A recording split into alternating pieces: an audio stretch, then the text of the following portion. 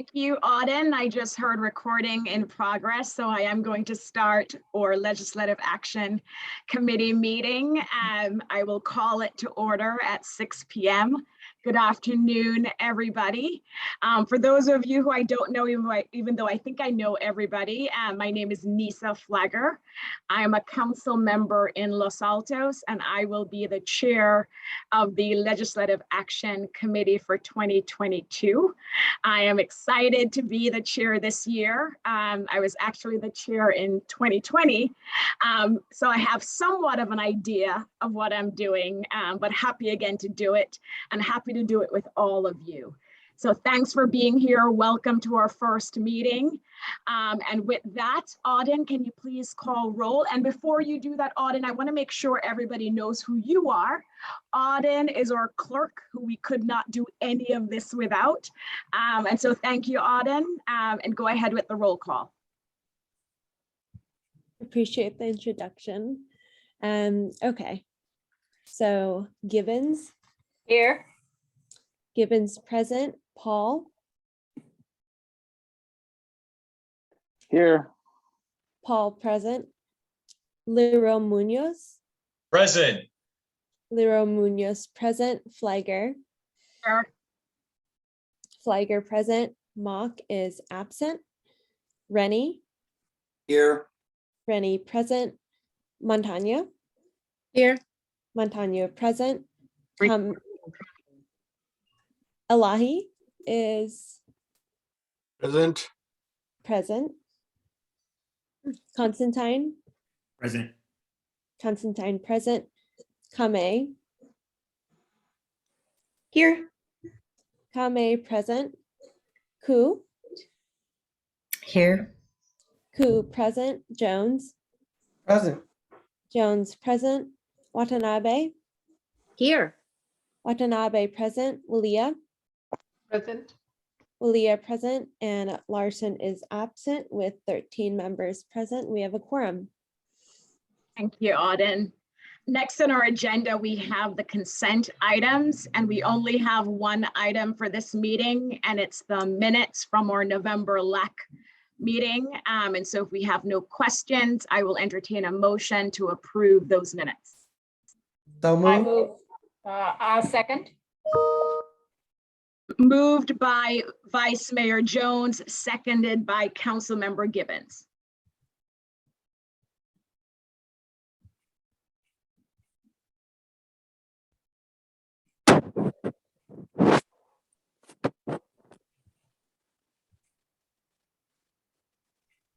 Okay, Constantine.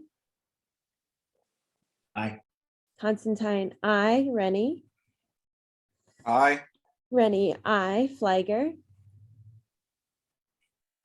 Yes. Flagger, aye. Watanabe. Yes. Watanabe, aye. Kame. Yes. Kame, aye. Gibbons. Aye. Gibbons, aye. Montano. Aye. Montano, aye. Elahi. Abstain. Elahi abstain. Jones. Aye. Jones, aye. Paul. Paul, yes. Paul, aye. Liro Munoz. Abstain. Liro Munoz abstain. Willia. Aye. Willia, aye. And Ku. Abstain. Ku abstain with 10 ayes and 3 abstentions. The motion carries. Thanks, Auden. If I may, I think I saw Councilmember Mock join the meeting. I am here. Oh, my Hi, apologies. welcome, Councilmember Mock. Thank you. Happy New Year. And so that's a good segue into the next agenda item, which is introductions. Of course, this is our kickoff meeting. We don't have any substantive items, but we want to make sure that we know who we will be working with this coming year. And we, in the practice session before we went live with this meeting, we already started talking to each other, and I already know this is going to be a fun group, even though it's going to be a very busy year. And so what I would like to do is just go around the virtual room, have everybody introduce themselves, and then maybe say why they wanted to serve on LAC, and if this was not a voluntary appointment, still what they're hoping to get out of LAC this year. And so what I will do is I will go down my own participants list and go in that order. I see Lydia, you have your hand raised, and I was actually going to start with you. So go ahead. Oh dear, I was actually going to ask if we could let Mayor Pat Burt in. He's actually the actual member and I'm the alternate. Yes, we can definitely do that. I So we will appreciate wait. that. Thank you, Vice Mayor. So we will wait for Pat to officially join us. And so I'll move down the list to Council Member Gibbons. Thank you. So Liz Gibbons, City of Campbell, and I've been on the LAC for several years. And one of the things that we do in my community is we have a legislative subcommittee, and we request as part of that policy that whoever is on the LAC here is also on the city legislative committee. Thank you, Councilmember Gibbons. Next, we have Councilmember Mock, and I hope I have the right titles for all of you. I know we just did some changes on our city councils. Councilmember Mock. Los Altos Hills, just newly elected, been on for about 1 year, excuse me. And it's always good to get additional information about what's going on because there's so much going on. Maybe we can find something that we can really magnify and be positive with. I like that. Thank you, Councilmember. Next, we have Councilmember Montano. Happy New Year, everyone. So it's great to be back. The reason why I really do enjoy being on this LAC is because you learn about all the issues that affect us in the state level, the county level, and how it all dwindles down to the city. And if I can be a voice for my constituents, that's why I'm here. Thank you so much. Thank you. Next, Councilmember Munoz. Yes, good evening, everyone. I'm Peter Leroux Munoz. I serve as Vice Mayor for the City of Gilroy. I previously served on LAC as well as the Cities Association for several years, back 2014 to about 2019. So I was very excited to be reassigned to this organization again. It was always my favorite external body. So this is a lot of fun to be back. Thank you, Vice Mayor, and that's a huge endorsement. Happy to have you back. Next, we have Vice Mayor Jones. Thank you, Chair, and I've been on this committee for 7 years now, so I'm going into my 8th year, and I can say that it's a really positive opportunity to hear from, collaborate with my peers in other cities to get their perspectives on these different issues. And I take what I learned actually back to my council and incorporate that into our dialogue and discussion. So when we form our opinions or take our positions as a city, that I can guarantee you that a lot of the input and discussions that come out of this group is incorporated in our discussions. So it's been very valuable. Thank you, Vice Mayor. Next, we have Mayor Paul. Oh, thank you, Chair. Appreciate that. So I'm Darcy Paul from Cupertino. I'm in my 8th year on the Cupertino Council, and I'd like to be able to participate in the LAC this year, just to be able to work together with our other cities. I know that there are a lot of issues of mutual importance, and it's just really important that we talk about it within the context of a discussion that is purposeful and meaningful. And hopefully we have these discussions and we even get to motion practice and talk about how we feel, as a body, because those collective voices are just much more powerful when we set forth the procedure appropriately. So looking forward to the work that we're doing this year, and thanks for having me. Bye. Thank you, Mayor Paul. Councilmember Kamei. Hello, hi everyone. Councilmember Ellen Kamei. Like Councilmember Fleegor just ended my term as mayor for Mountain View. Excited that I get to be on LAC again. I feel like sometimes we have to, rotate annually, so it's nice to have some continuity. And this year I'll be serving as the League of California Cities Women's Caucus president. And I'll also be serving on the board of Cal Cities. So I think this is a kind of a perfect intersection to be able to stay on top of all the policies that we're seeing coming in our region and in our state. So thank you. Thanks, Ellen. Next, we have Councilmember Elahi. Yeah, thank you. And it's my pleasure to be on this board. I think in Montesano, everybody wanted to join you. I'm, by the way, mayor right now.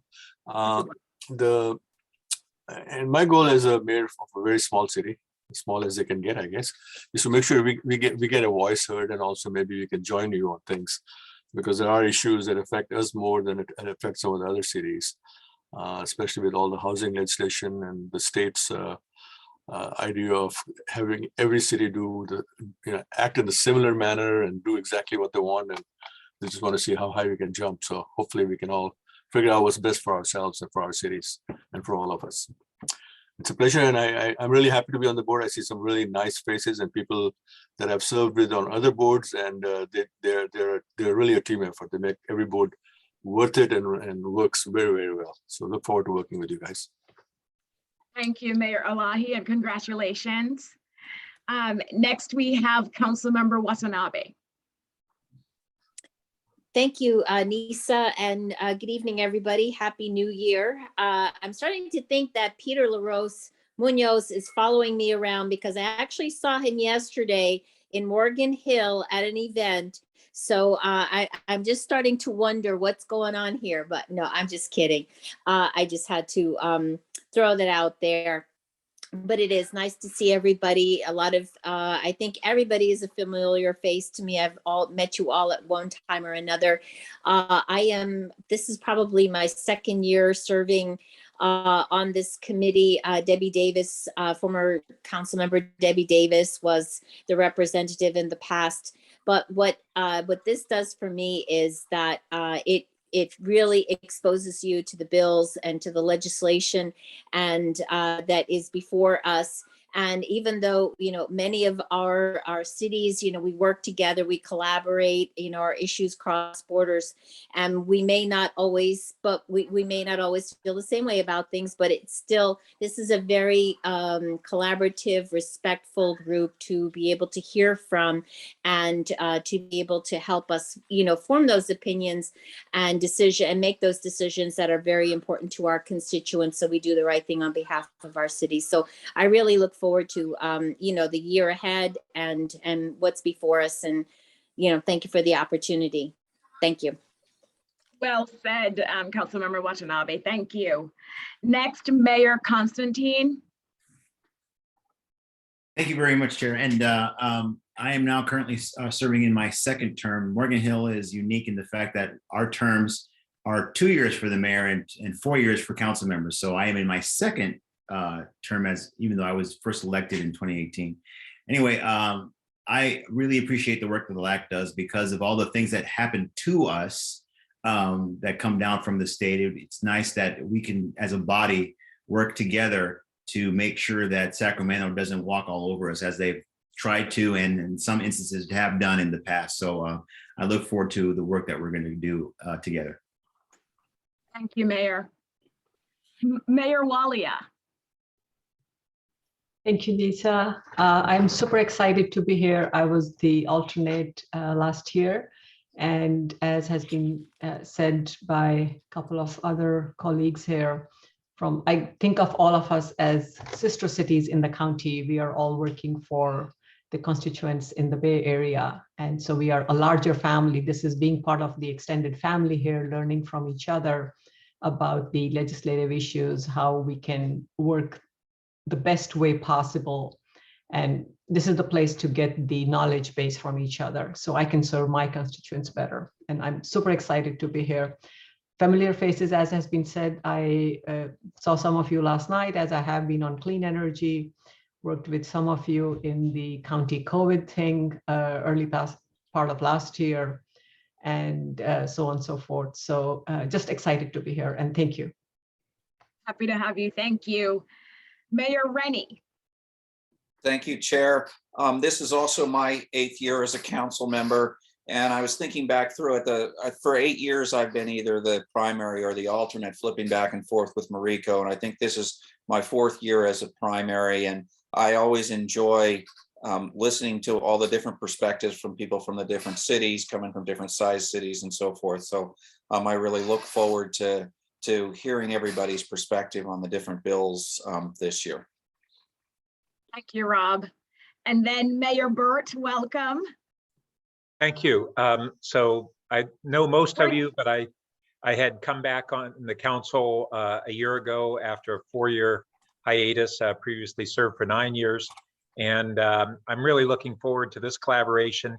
I was in on, I think, the meeting last year when we were discussing priorities, and Councilmember Montano and maybe a couple others and I were interested in elevating climate change as one of our focus areas. And at that time, we were all still so dominated by COVID response and recovery that the group didn't think we were ready. I'm hoping this year we'll look at both climate protection and climate impacts, and the impacts, whether we be cities that are affected by sea level rise or wildfires or both.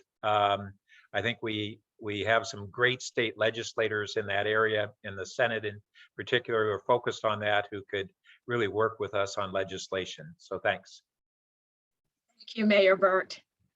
And I think I got everyone, but just in case I didn't, if I fail to call on you, can you please go ahead and raise your virtual hand? Seeing none, I will close this item and move to item number 4, which again, this is our kickoff meeting. So we're doing an overview of the committee. I know most of you have served on the committee before, so you are familiar with how it works, but we thought it would still be valuable to have this overview section. And so I will kick us off and then open it up for discussion and questions. And I do want to pick up on something Councilmember Watanabe said about how special this group is, where we get to collaborate, share ideas, exchange ideas. And although we may not always agree, there is still value in having that exchange and sharing of information. And that's what, based on my experience being on LACA for a couple of years now, I think that's exactly what we do. And I intend for this group to continue with that practice.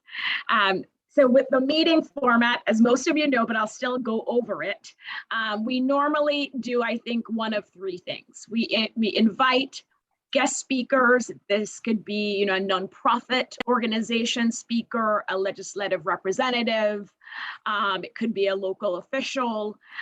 We get requests all the time for individuals to speak at our LAC meeting. A matter of fact, today, Assemblymember Berman already asked to be on our February agenda. And one of the things we use to guide us on whether or not to say yes, even though I can't think of a time we said no, is whether or not whatever topic they will be covering really relates or impacts our cities. Because that's what the purpose of this committee is. It's for us to discuss items that will impact us and items that we want to weigh in as an organization, and that would potentially affect our cities. So in addition to inviting guest speakers, we also discuss local initiatives, ballot measures, and of course, legislative bills. And there are times when speakers just want to do an informative session where they tell us about what's happening in Sacramento or a ballot measure they're working on. Other times we're being asked either by LAC members or by the supporters of a particular bill or initiative to endorse the bill. And so sometimes on our agenda, we will have a list of bills or ballot initiatives or measures where we're being asked to take action. LAC, however, does not take the final action on behalf of the Cities Association. We merely we do the heavy lifting. We do the analysis, we do the discussion, but then, and at the end, we vote on it, and it's majority vote. And we make a recommendation to the full board. And it's the full board that will actually take the final position on behalf of the Cities Association. And so I remember that came up, I think, 2 years ago, where people didn't understand that this is the first of 2 steps. Another thing, and I'm going to call on Councilmember Gibbons to talk more about this, but one of the questions we always get, especially from new LAC members, is, am I voting on behalf of my city council? And what if my council has not taken a position on the bill or the measure or the initiative? Every city is different.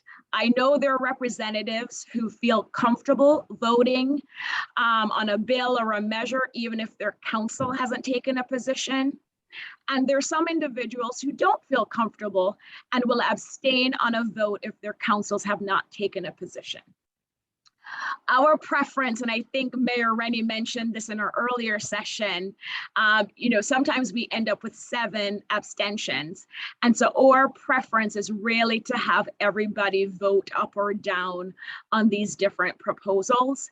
And so that's why I'm going to ask Councilmember Gibbons to share an example of what they do in Campbell and what really helps her prepare for the LAC meeting, so she can actually take a vote on behalf of her city council when a bill comes up.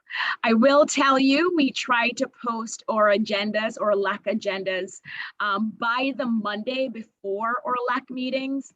And so that may be the first time you're seeing the bill or proposal that we'll be voting on. And I know, unfortunately, a council may not have a meeting on that Tuesday or whatever day your council meets. And so you're not able to bring it to your council, and there may not even be sufficient notice to get it on the agenda to have the council weigh in. And so the idea here is, to the extent we can give advance notice to you, the LAC members, that these are potential bills we may be considering at a future LAC meeting, in the event you want to bring it to your council so you're prepared to vote on it at the next LAC meeting, we will do that. But Councilmember Gibbons, let me turn it over to you so you can share how the City of Campbell does it.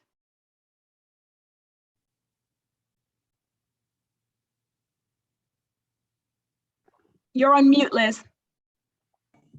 I've got myself down there. So thank you. So obviously, we've all had this kind of awkwardness. So 3 years ago now, so last year was really the first year of implementing it.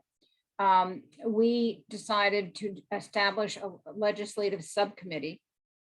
And the representative, as I said, is from the city's legislative subcommittee, is always one of the members on the Cities Association legislative subcommittee. So there's continuity there. And then I would remind everyone that there are 2 documents that the Cities Association has. There's a very well done document of the policies and positions in general. And then there's a housing policy statement. So what we do is I take that back to the council and review it with the council.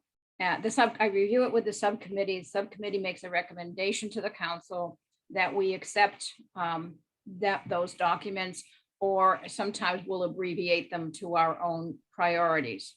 And the intent of that is, as a subcommittee member, I now have clarity that I can vote on any Cities Association issue, legislative issue, because it's part of the city's policy and direction to the subcommittee.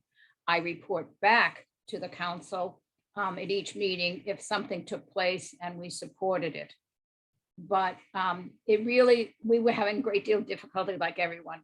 And this process, this is the 2nd full year coming up. We learned a lot last year.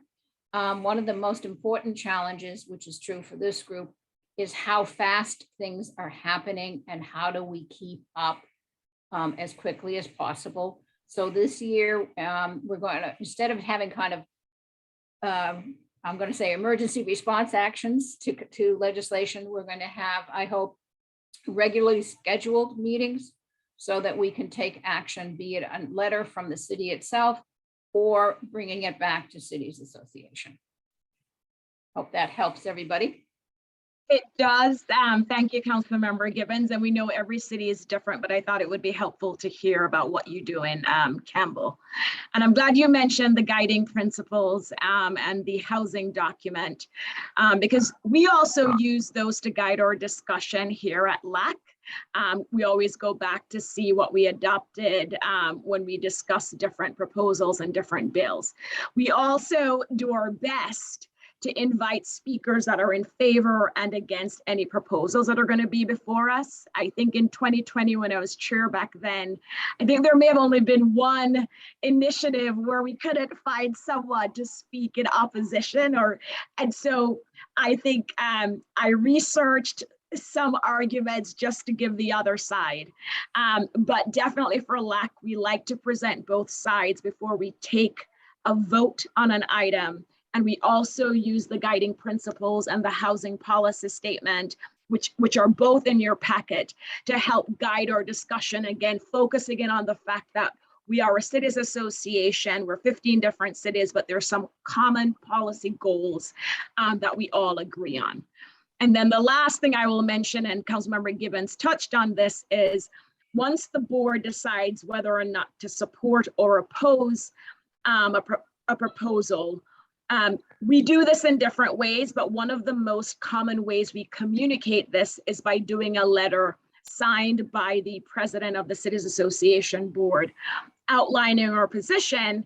And one of the ways that we contribute to that letter is, the president, and I'm sure Vice Mayor Jones appreciates this, the president would prefer to say more than we oppose this bill or we support this bill.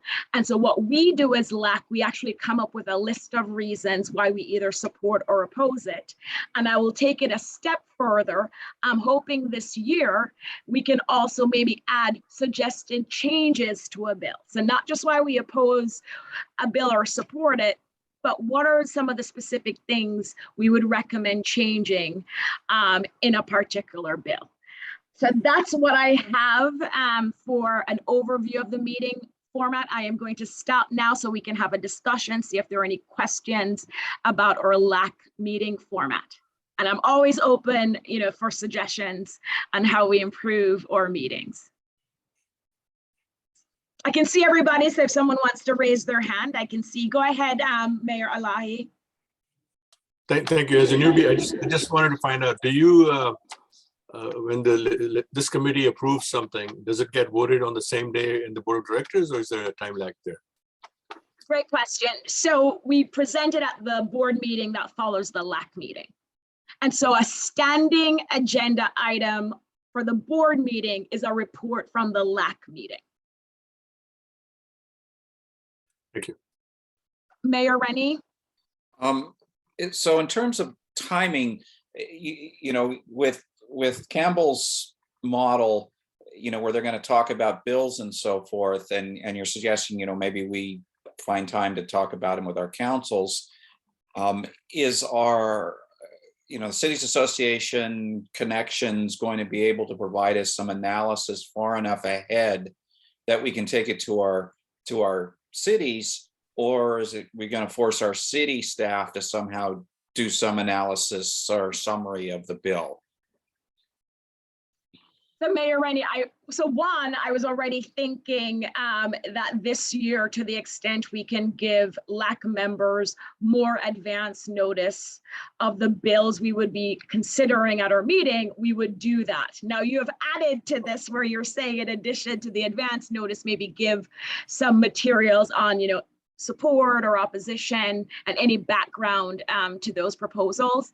That is something I can commit to saying we can, do our best to get you that information. I know we'll definitely have that information by the LAC meeting. We normally have materials, as you know, regarding the proposal by the LAC meeting, but we'll definitely do our best to try to get it to LAC members as soon as possible.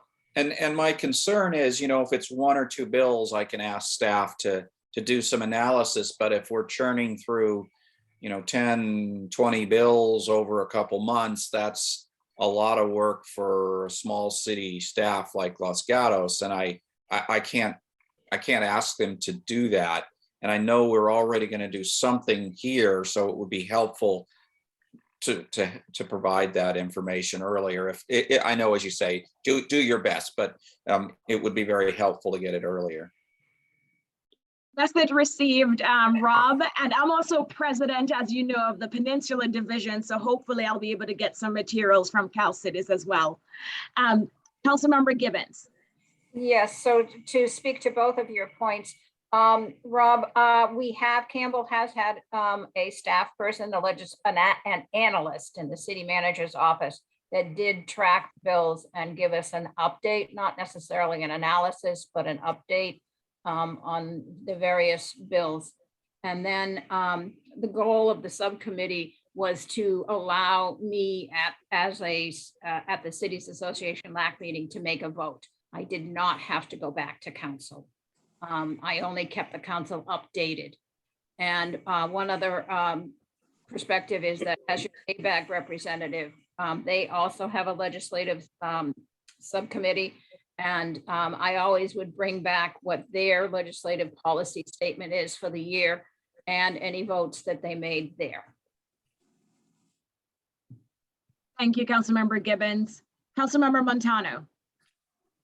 Thank you. Yes, regarding Rob's remarks, we had the same issue, because the staff time, because we just didn't want to bombard our staff, and it takes a lot of time. And especially last year, we had so many bills, and our staff was overwhelmed. So yeah, we got to find some happy medium, some way to how to make it easier. But we'll look into Liz's model. I think that might be a way to go, but we'll see. Thank you. Great. No, thank you, Councilmember Montano. Mayor Walia.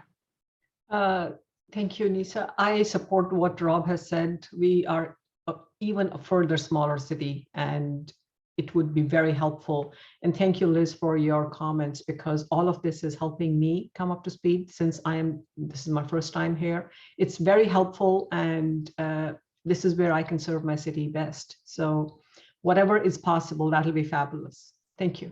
Thank you. And thanks for all this feedback. Message received. We do have a selections committee meeting right after this at 6:40, and I don't see any more hands. So I will close this agenda item and move to item number 5, which is announcements and any requests for future agenda items. And as I said, Assembly Member Berman has already asked to speak at our February meeting. Councilmember Gibbons. I would offer 2 comments. One is, I think we can look to the cities, the League of California Cities at the end of the legislative session produced a list of bills that didn't go forward, and they have a list of bills that may go forward. And usually at the beginning of the session, they have a summary. So we could perhaps start with a simpler list to at least focus on.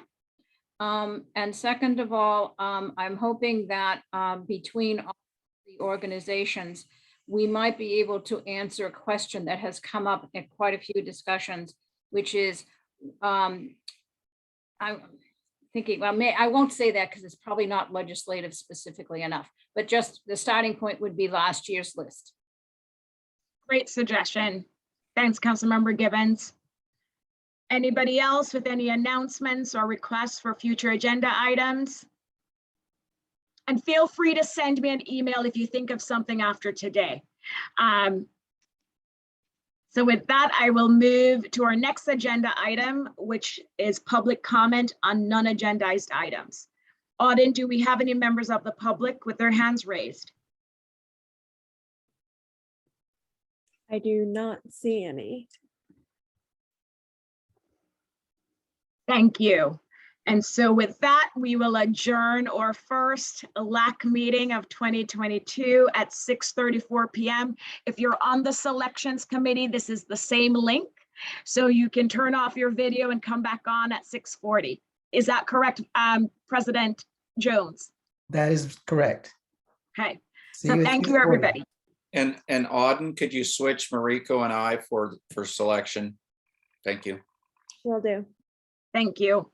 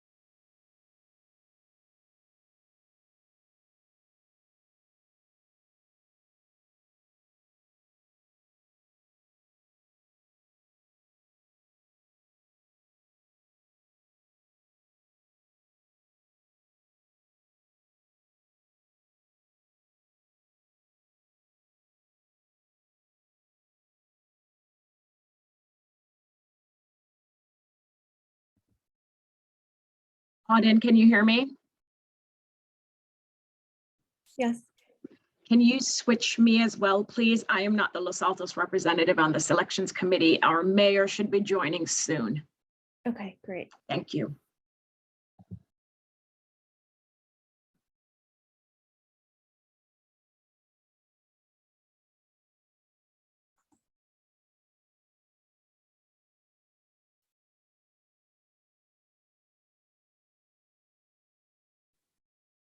Thank you, Auden.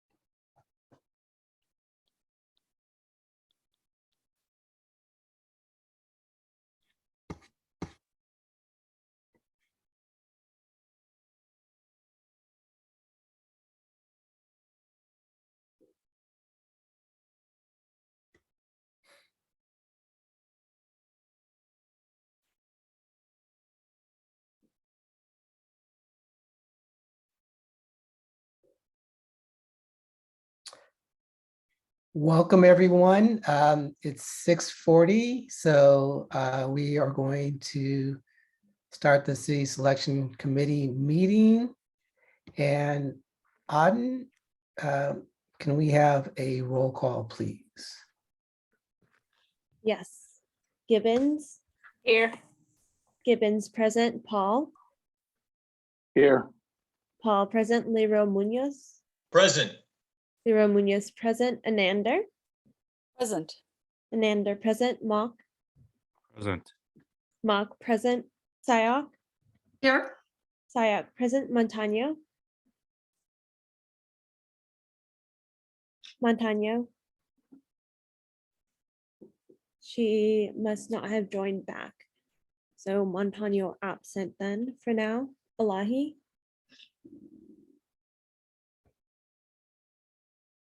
Elahi, Present. Elahi present. Constantine, Present. Constantine present. Hicks is absent. Bert, Present. Bert is present. Jones, Present. Jones is present. Jane, Here. Jane is present.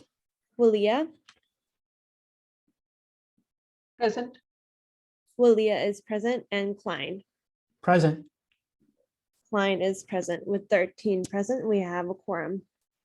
Great, thank you. First order of business is the consent calendar. Can I get a motion and a second, please? Move to approve this consent calendar. Seconded by Sayok. Great, so it's been moved and seconded. Auden? Okay, Mock, Yes. Mock, aye. Bert, Yes. Bert, aye. Constantine, Aye. Constantine, aye. Gibbons, Aye. Gibbons, aye. Leroy Munoz, Abstain. Leroy Munoz abstain. Jane, Here. It's yes, sorry. Yes. Jane, aye. Willia, Aye. Willia, aye. Sayok, Yes. Sayok, aye. Klein, Yes. Klein, aye. Jones, Aye. Jones, aye. Elahi, Abstain. Elahi abstain. Montano. Oh, Montano is absent, I'm sorry. Anander, Aye. Anander, aye. Paul, Yes. Paul, aye. And with 10 ayes and 2 abstention, the motion carries. Great, thank you. Second order of business is the 2022 proposed schedule of meetings. Can I get a motion and a second, please? I'll move acceptance. I'll second Gibbons. Great, it's been moved and seconded. Auden?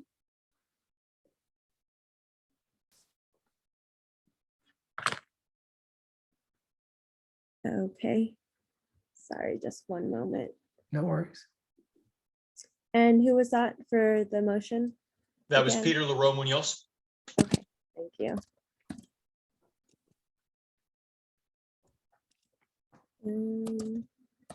Wait, was that Gibbons for the second? Okay, just wanted to make sure. Okay. Montano, oh, is absent. Constantine, Aye. Constantine, aye. Bert, Yes. Bert, aye. Willia, Aye. Willia, aye. Klein, Aye. Klein, aye. Jones, Aye. Jones, aye. Jane, Yes. Jane, aye. Leroy Munoz, Yes. Leroy Munoz, aye. Gibbons,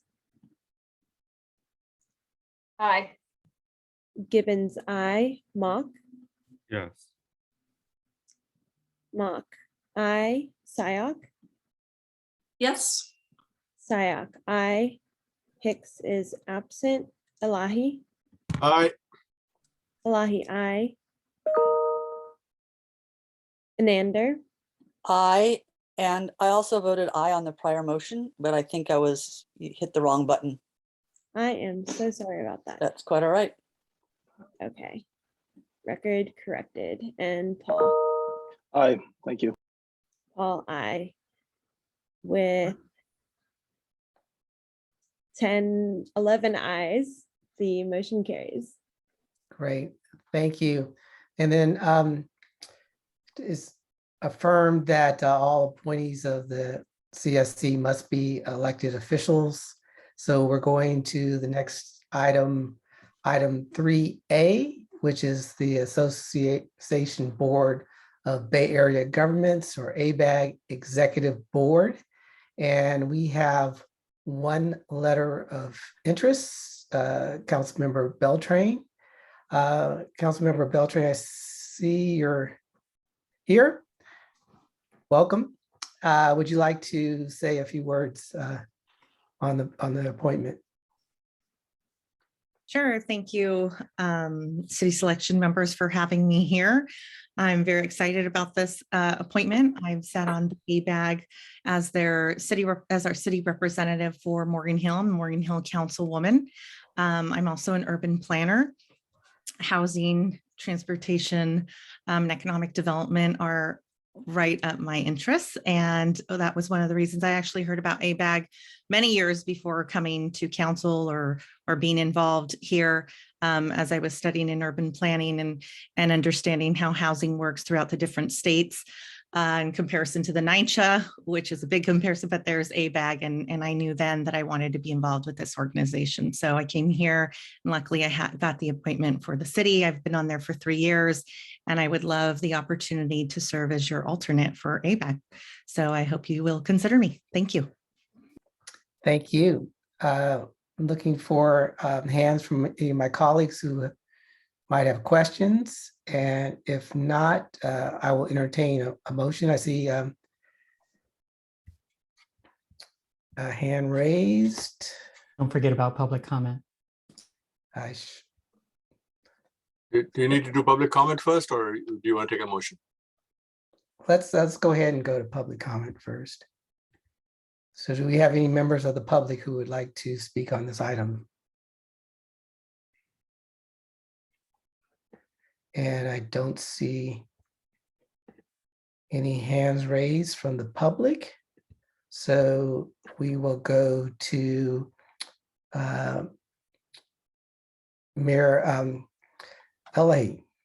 Thank you. Yeah, I wanted to move to have Ms. Yvonne, Councilmember Yvonne Beltran as our representative to the ABAG board. I think she'll do a great job. I would second that, Gibbons. All right. So Councilmember Sayak? Actually, I was hand up to also second. Happy to support her, and I'm glad to see so many others. So. Fantastic. All right, we have a motion and a second and no other comments. So Auden?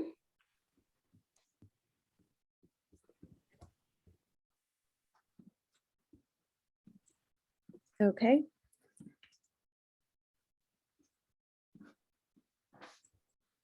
My apologies, the spreadsheet is a little bit wonky right now, but this is the item that we're on here. Okay. Gibbons? Aye. Gibbons, aye. Anander? Aye. Anander, aye. Sayak? Yes. Sayak, aye. Elahi? Aye, and I think your column doesn't have the right name for the motion in the second. Yes, it does not. It got switched up with the other item, so I can correct that. Thank you. So Elahi, and our seconder was, Gibbons. Gibbons.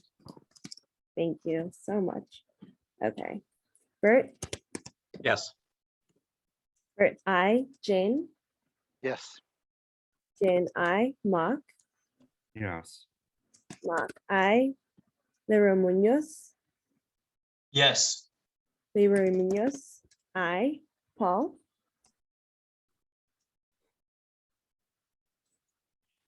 Paul.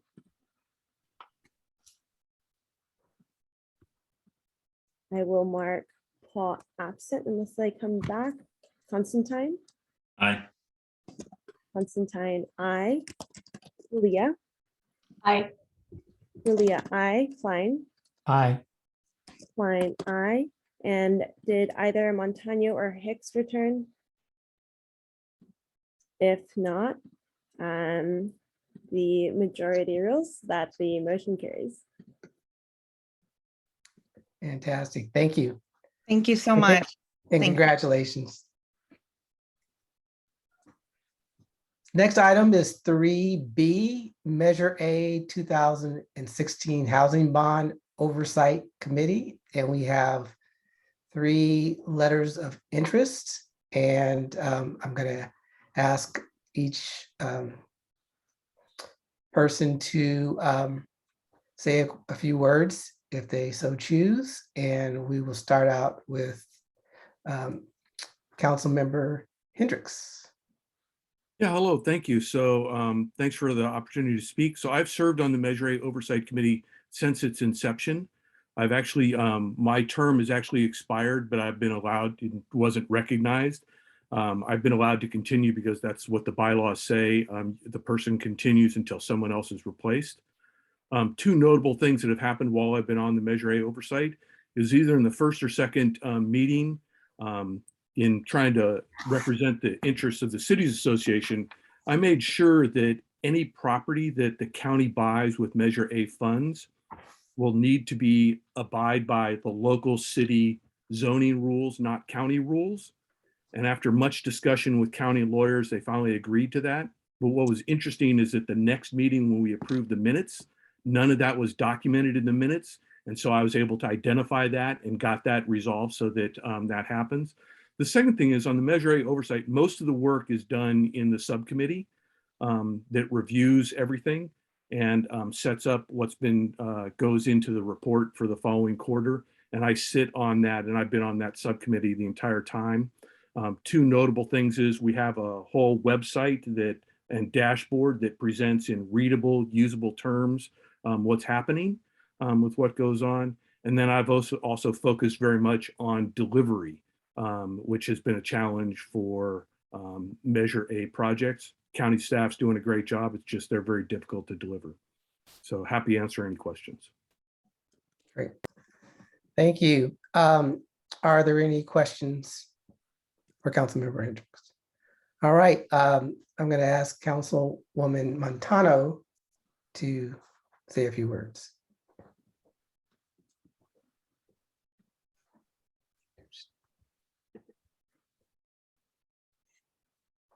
I don't believe she's present. I thought she was here earlier. Okay. Councilwoman Moore. If I she's don't believe available. she's present either. Okay. Her letter indicated that she would likely not be able to appear. All right. So I will. Chair Jones, if I can just, I'm sorry to also add, this is Glenn again, but if you appoint me, it would only be for 1 year as that my term on the Sunnyvale City Council, I'll be termed out after next year. Great. Thank you for that additional information. Since we have 3 candidates for this position, what we're going to do is, well, before I go into that, Council Member Givens. Thank you. Does this appointment we recommend to the county and the Board of Supes approves it, correct? We are not the final authority on this?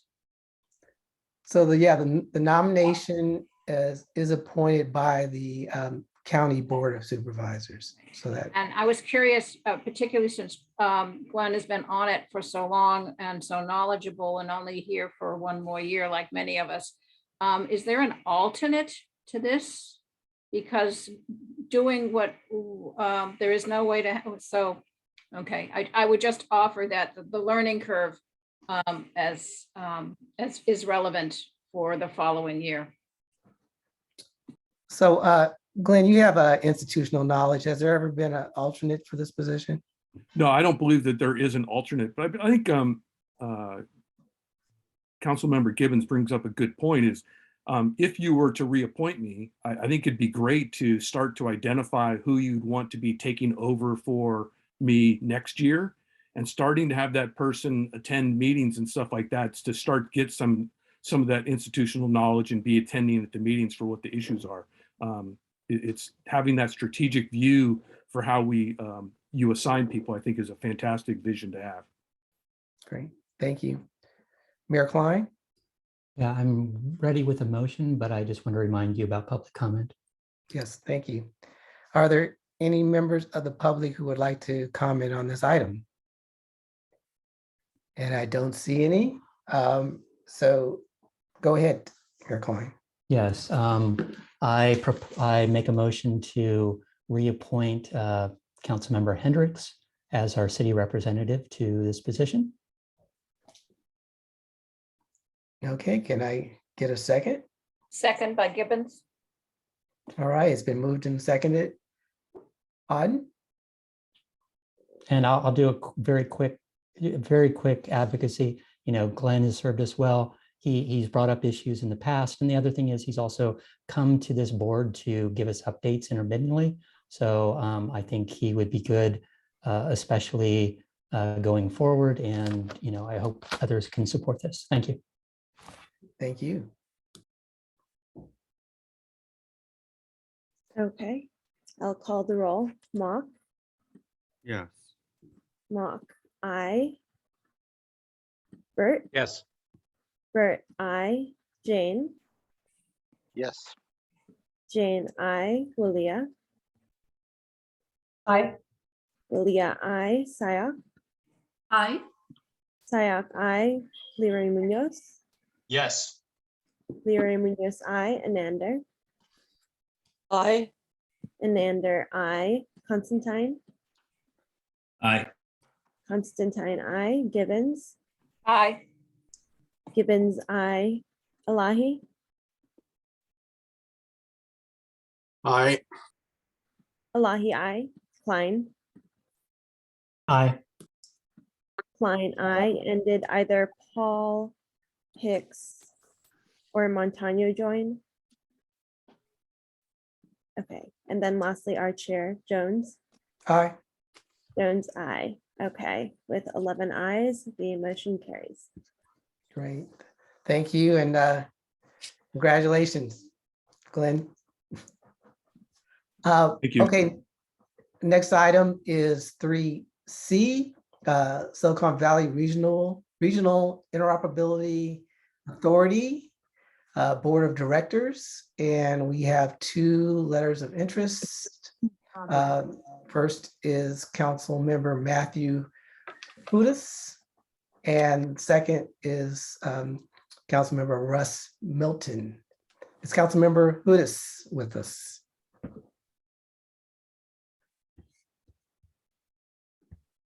And thank you. I just was promoted to the panel. Thank you, members of the City Selection Committee, for consideration.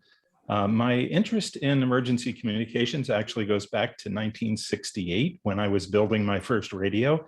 The parts were laid out on a card table and we had a flood. And I had to put that aside for a few years. I took it up again in right after the earthquake in 1989 and got involved in local communications here in Los Gatos. But seriously, I've had the opportunity to serve as an alternate board member this past year and come to appreciate the amazing investment and value of the world-class technology that we've put together here for interoperability, but including dealing with a security breach, a serious one that we had to recover from. I don't think I can talk about the details, but it was a serious matter. In any case, I'm interested in continuing to learn and serve. I have served on the EAOC as well, and I am currently serving in the leadership of the Los Gatos Montessorino Amateur Radio Emergency Service to improve emergency communications here locally. And I'm very active as a CERT member working with the Los Gatos Police Department in helping on countywide and citywide drills and activities. So I appreciate the opportunity to serve in a more enhanced capacity on the SVRIA. Thank you.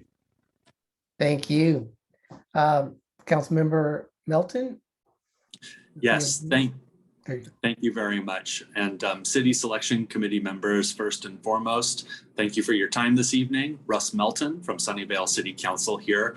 I've been honored to serve on the SVRIA board for the past 2.5 years as part of a 3 cities group of Sunnyvale, Santa Clara, and Milpitas. And in fact, a number of the City Selection Committee members here tonight, I've served with you on the SVRIA board, and I hope you all think well of my service over the past 2.5 years. My service on the SVRIA board as part of the 3 cities group expires on June 30th of this year, at which point the City of Santa Clara comes to appoint the primary board member from their council, and Milpitas will appoint the alternate, and Sunnyvale will have no participation in the SVRIA board for the next 3 years as part of that 3 cities grouping. I think we're at a point with the SVRIA board where member consistency is really important.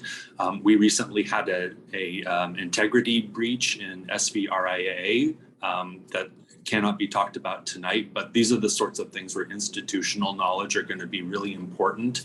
And one of the members of the SVRIA board, County board member Mike Wasserman, he's obviously terming out of the county board soon and will have to leave the SVRIA board as well. So member consistency is going to be really important.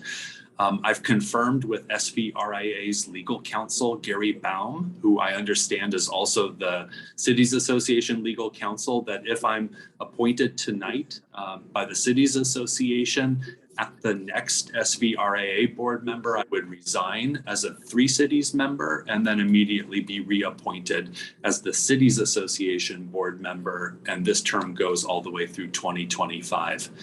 My policy objectives that I formulated over the past 2.5 years for SVRIA all boil down to protecting the interoperability communication system that we've invested $15 million in over the past decade to get up and running. I'm going to advocate with Sacramento to come up with stronger legislation to prevent radio jamming technologies that are illegal. And I'm a big believer in strong governance over JPA's financials. So thank you very much for your consideration, and I ask for your vote tonight. Great. Thank you. I'll take questions from or comments from the committee. So I see Mayor Inlander, you had your hand raised. Sorry, that was about another matter. Okay. Council Member Gibbons. Thank you. Could I just ask for a clarification? Sure. The item that is on our agenda for tonight is for the, I'm confused. Are we appointing someone for a 3-year term? There seems to be 2 different appointments being discussed by Councilmember Melton, and I'm a little confused on what exactly we're voting on. Can anybody clarify for me? Well, specifically what we're voting on as part of the agenda is the new term will begin upon appointment in January 2022 and end December 31st, 2025. So it'd be a 3-year appointment. And best explanation I have for you. Okay, thank you. I got a little confused about 2 different appointments and resigning and 3 cities and. So sorry, so Chair, if I may, just to clarify, Councilmember Melton represents the city of Sunnyvale in kind of a much like VTA has certain rotating positions. He's been representing city of Sunnyvale for the last 2.5 years. And what we're basically saying is, as opposed to representing the city of Sunnyvale, he'd be representing the cities association if appointed. So it's a county appointment by the cities association. The 3-city negotiation is still there, much like there's others 3-city groups within that organization. Thank you. So the other 3 cities will be reappointing someone else? Yes. Okay. All right. Okay. Does that, I could tell, Liz, it didn't provide the clarity that you were looking for. So let me say back to you what I think I now understand.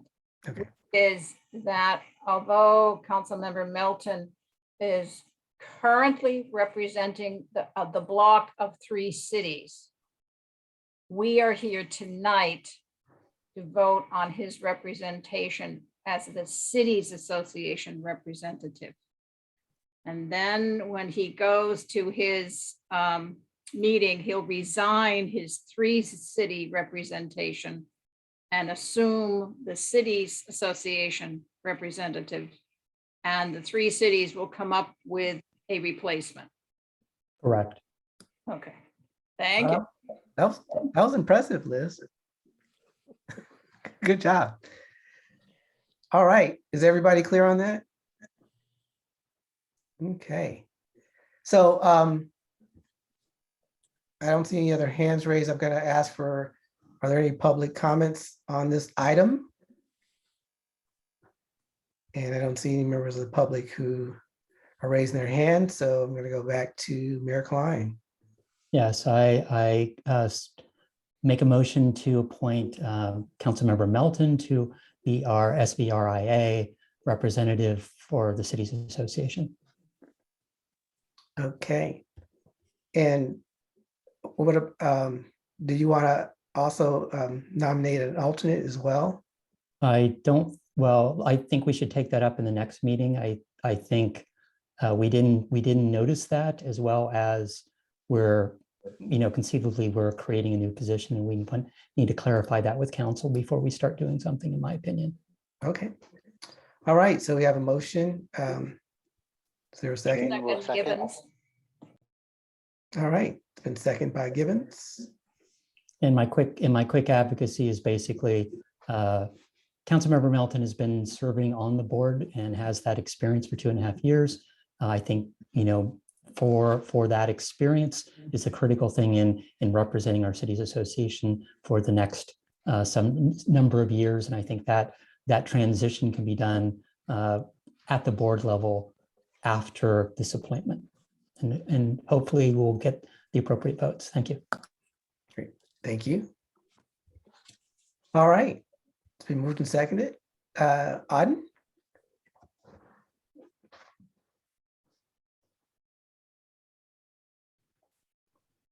I see. Yeah, I just had I'll let. Yeah, go ahead. Yeah, Go ahead. I'm sorry to interrupt, but I just had a question. What does the SRVI do exactly, or SVRI? So it's the, that's a real simple overview. So it's the first responder radio network for the county. So it's a dedicated system to allow all first responders to be able to communicate with each other, particularly in emergency situations. Thank you. All right. All right. So we have motion and second. Oh, I'm sorry. Wale, Mayor Wale, go ahead. Thank you, Vice Mayor Jones. Just a clarification. I heard what Mayor Klein said But when I'm looking at the agenda, it says appointment of one representative and one alternate.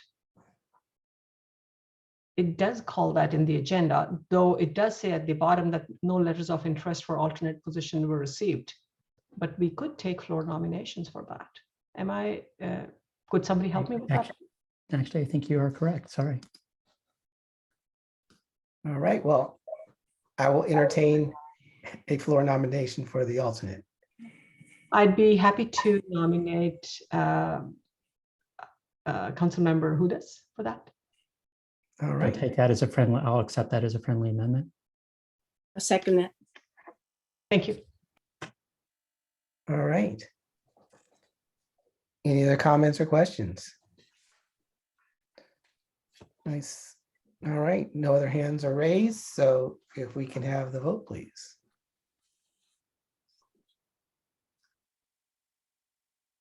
Auden? Yes.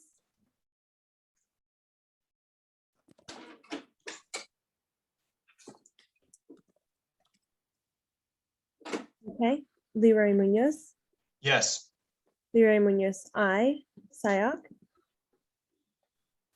I'll go ahead and vote aye as well. Sayak, aye. Bert, Yes. Bert, aye. Constantine, Aye. Constantine, aye. Wilia, Aye. Wilia, aye. Mock, Yes. Mock, aye. Paul. Paul is absent. Gibbons, Aye. Gibbons, aye. Inander, Aye. Inander, aye. Montano Aye. is present. Aye. Montano, aye. Good to see you back. Hicks is absent. Jones, Aye. Jones, aye. Elahi, Aye. Elahi, aye. Jane, Yes. Jane, aye. Klein, Yes. Klein, aye. And with 13 ayes, the motion carries. Thank you very much, and congratulations on your appointments. We will now again ask for public comments. Are there any members of the public who would like to speak on this issue? And Mayor Inlander, I see you have your hand raised. So go ahead. I'm not sure where you want to take this, but I would like to return to the matter raised by Councilmember Hendricks about possibly agendizing consideration of an alternate position for the Measure A. We can make a note to agendize that for the next city selection committee. Thank you. I think that would be wise. Okay. Great, thank you. And that is it for public comments. So this meeting is adjourned and we will reconvene for our Board of Directors meeting in 1 minute. So. Thank you. And Auden, would you switch me out to participant, please? Council Member or Vice Mayor Bybee will be in the city's association. Will do. Thank you. Thank you.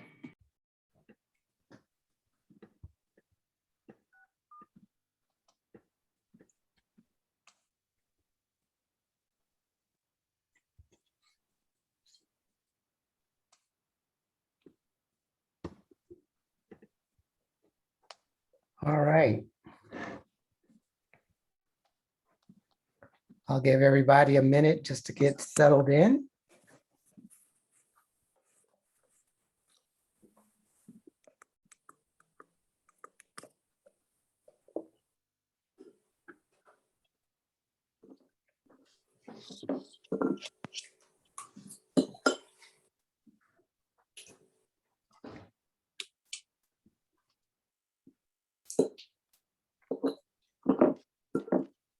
Okay, let's go ahead and get started. So welcome everyone to the Cities Association Board of Directors meeting.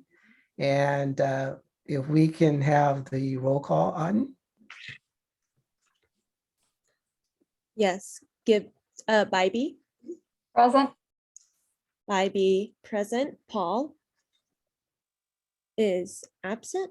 Leroy Munoz. Present. Leroy Munoz present. Fliger. Here. Fliger present. Mock. Present. Mock present. Rennie. Here. Rennie present. Montano. Here. Montano present. Elahi. Present. Elahi present. Constantine. Present. Constantine present. Abakoga. Here. Abakoga present. Bert. Here. Bert present. Jones. Present. Jones present. Watanabe. Here. Watanabe present. Walia. Present. Walia present. And Klein.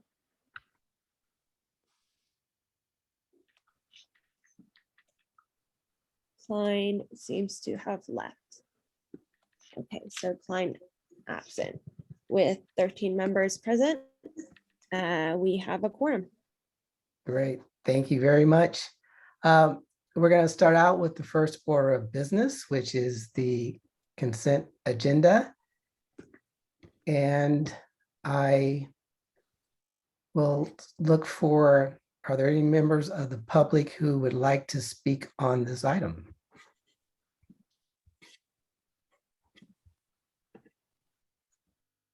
Thank you, Chair. Go ahead. I'm Anita Enander, Mayor of Los Altos, and our city attorney is dealing with an issue regarding our process for identifying the Board of Directors representative. In consequence, tonight, Councilmember Fliger is attending as our representative, and I am attending as an observer, as an attendee, to assure that we will have continuity were there to be a change in representation. So thank you for moving me out of the participants and over to the attendees group. Thank you. Great, thank you. So I'm entertaining a motion for the consent agenda. Motion to approve, Abekoga. Second, Watanabe. Great, we have a motion and a second. Auden.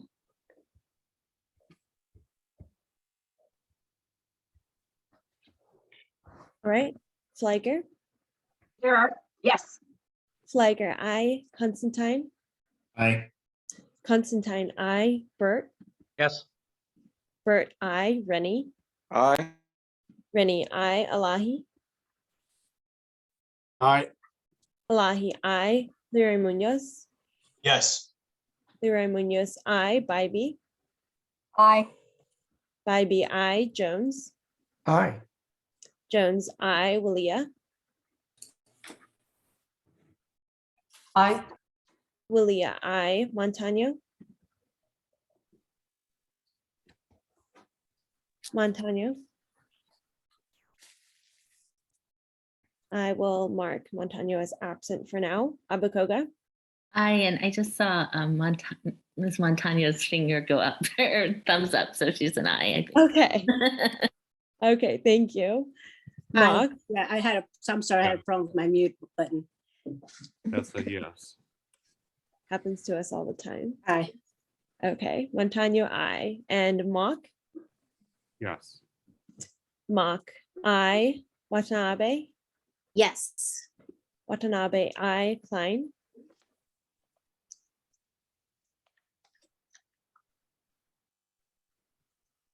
Klein. And I believe Klein is absent. And so with 13 ayes and 2 absences, the motion carries. Great, thank you. Next item is item 2, goal setting.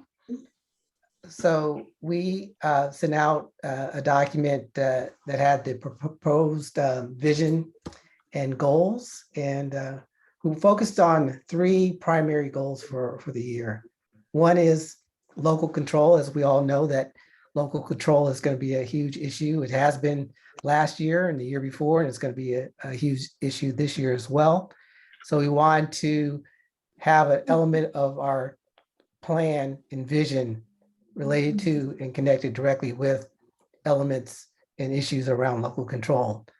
We want to continue the work around racial justice and follow up on the report that we provided and the board approved in terms of at least pursuing or evaluating some of the initiatives that were in that report. And then finally, I wanted to have a focus on individual board member development. And so every month, we're going to identify a topic. And this month, it's going to be around social media. Next month, there'll be another topic. But the goal is to have an opportunity for the board members to be exposed to and educated and informed on different aspects of their job where we can be more efficient and productive and maintain our sanity as we pursue and execute on our very difficult challenges that we face every day. And then as far as continue the work that we're doing for our Legislative Action Committee and achieving those goals, as well as organizational structure in terms of the Joint Powers Authority process and where we go from there, and in terms of the timeline and pursuing that or pursuing a different strategy. So we're going to have a focus on that as well. And then finally, changing or revising the schedule for the City Selection Committee to correspond with the cycle of appointments, because in the past we've had issues where the timing was not right. So we want to reconcile the timing of those appointments with our meetings. So that's the vision in a nutshell. And then as far as the calendar is concerned, there's a list of dates that we have in the calendar that corresponds with our executive board meetings, our city selection committee meetings, and our legislative action committee meeting schedule. So that is the vision and calendar and goals in a nutshell. And so we're going to take on input for the vision and goals portion of the meeting. And so I'm going to ask if there's any members of the public who would like to speak on this item. And I don't see any hands raised. So I will take comments and input from the board members. And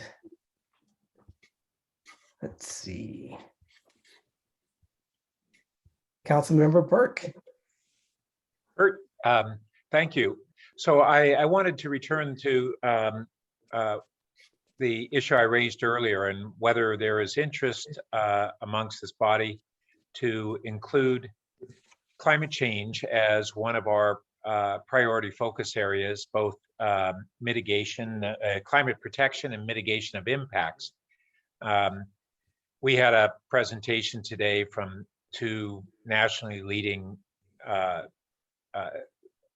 scholars on these areas on the climate impacts, both of sea level rise and wildfire impacts. And the most striking one was a specialist in the health impacts of wildfires. And in 2020, we had about a little over, maybe it was 30 people or so perish in the state directly from wildfires. But UCLA and Stanford have estimated that we had maybe a couple thousand people who actually perished as a result of the health impacts that year from those wildfires. And the researchers are only beginning to study and get their arms around the long-term cumulative impacts of year after year of this. And the most susceptible are elderly and children. And we have epidemics of childhood asthma and vulnerability of the elderly, and just an overall incredibly impactful circumstance that we're only just catching up to understanding how severe it is. And then, of course, we're seeing the news of potentially accelerating sea level rise and how impactful that would be on most of our cities. So I'm hoping that we will join in that effort. There's nothing more important, I think, long-term that matters to our children and our grandchildren, and it's accelerating to the point where it's mattering in our lives as well. So those are my thoughts. Thanks. Great. Thank you. Mayor Rennie?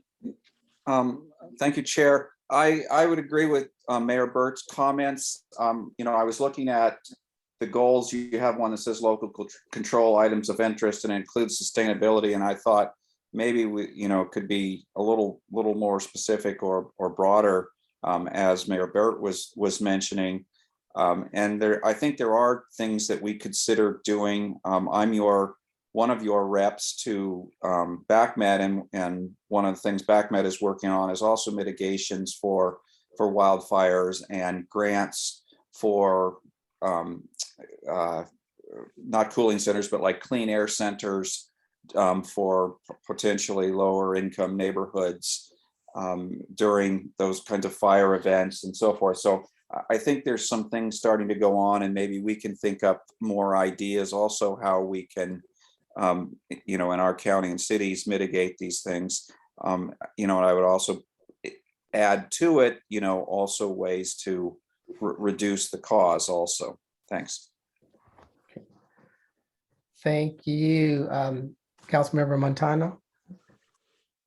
Thank you, Chair. I also agree with Pat Burt. Climate change is a very serious, where this earth, this planet is in peril. And we, society or civilization, I think we're turning a blind eye to the realities that many of the things that we do on this planet is not sustainable. And I really feel that we should take this serious and focus and make this a focus area. And I know every city has an action plan, and I think that maybe we can have some kind of influence on how that action plan can make our society better, our cities better. So I agree with Pat Burt. Thank you. Thank you. Councilmember Monk? I agree with Pat as well, but for maybe some different reasons. I believe it's man-made climate change. I think that we've had climate change for quite some time, hundreds, thousands of years. But since we now have the man-made climate change, I would have to say that an analysis done in some of the hottest areas on the Earth show that there are sustained temperatures of over 130 degrees. And it's difficult for humans to live in that situation. I think that maybe at 135 degrees that people start to die on us. Unfortunately, there are hundreds of millions of people that are in that situation today, where even an additional 2 or 3 degrees for the climate would be very devastating for them. So I think that this man-made climate change can be reversed. We're all working on it. We're all in this together. We do have a village, and we have to work in such a fashion where everybody respects this type of decision that we have to make here to be able to reduce our natural greenhouse emissions. So yes, that is an agreement.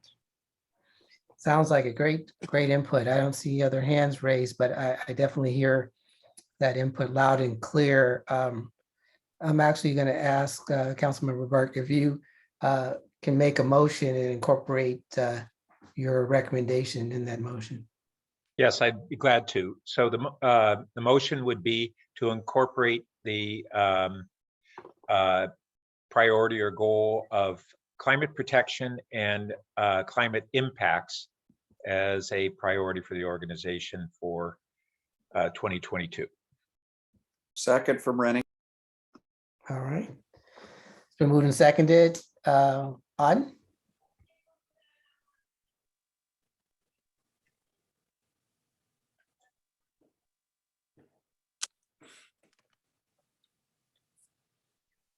And do we need to go to the public?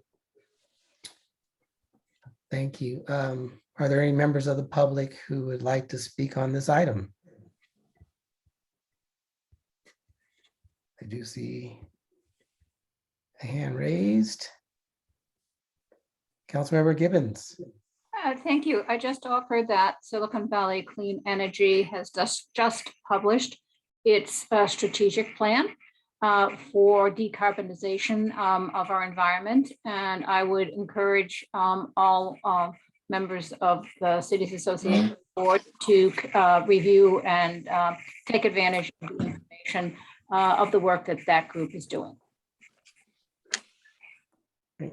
Thank you. All right. There are no other members of the public who would like to speak on this item. So let's go ahead and vote on. All right, Mock, Yes. Mock, I, Elahi, Aye. Elahi, I, Bert, Yes. Bert, I, Klein is still absent. Willia, Aye. Willia, I, Watanabe, Yes. Watanabe, I, Montano, Aye. Montano, I, Leray Munoz, Yes. Leray Munoz, I, Bybee, Aye. Bybee, I, and Paul is absent. Rennie, Aye. Rennie, I, Flagger, Yes, and I endorsed what Councilmember Gibbons said during public comment. noted. Abakoga, Aye. Abakoga, I, Constantine, Aye. Constantine, I, and Jones, Aye. Jones, I, with 13 ayes, the motion carries. Great. Thank you. Next item on the agenda is the proposed calendar. President Jones, that motion was only to add the climate protection. So you need a motion to adopt the balance of the goals. Oh, I thought that was incorporated in the motion. But I didn't hear it. I didn't hear it stated. maybe I missed that. So can I get a second motion to adopt all the goals? So moved, Flagger. Second, LeBron Munoz. All right, it's been moved and seconded. Auden, let's do it again.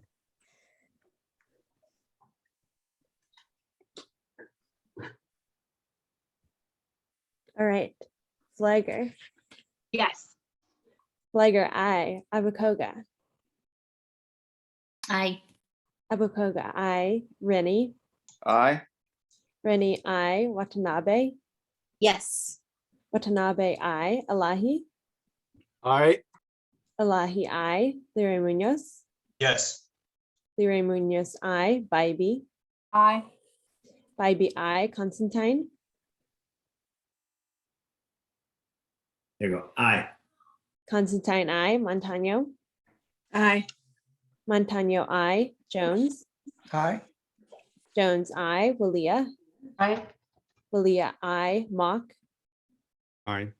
Mock, I, Bert, Yes. Bert, I, and with 13 ayes, the motion carries. Great, thank you for that. Now I know why I went to business school, not law school. Okay, now to adopt the next item, the 2022 calendar. So again, no members of the public want to speak on this item. So can I entertain a motion? So moved to adopt the calendar. Second. Great, thank you. It's been moved and seconded. I don't see any hands up from my colleagues, so Auden? Could those who moved and seconded state their name, please? Moved by Elahi. And seconded by Montano. All right, thank you so much. Okay. Rennie, Aye. Rennie, I, Constantine, Aye. Constantine, I, Jones, Aye.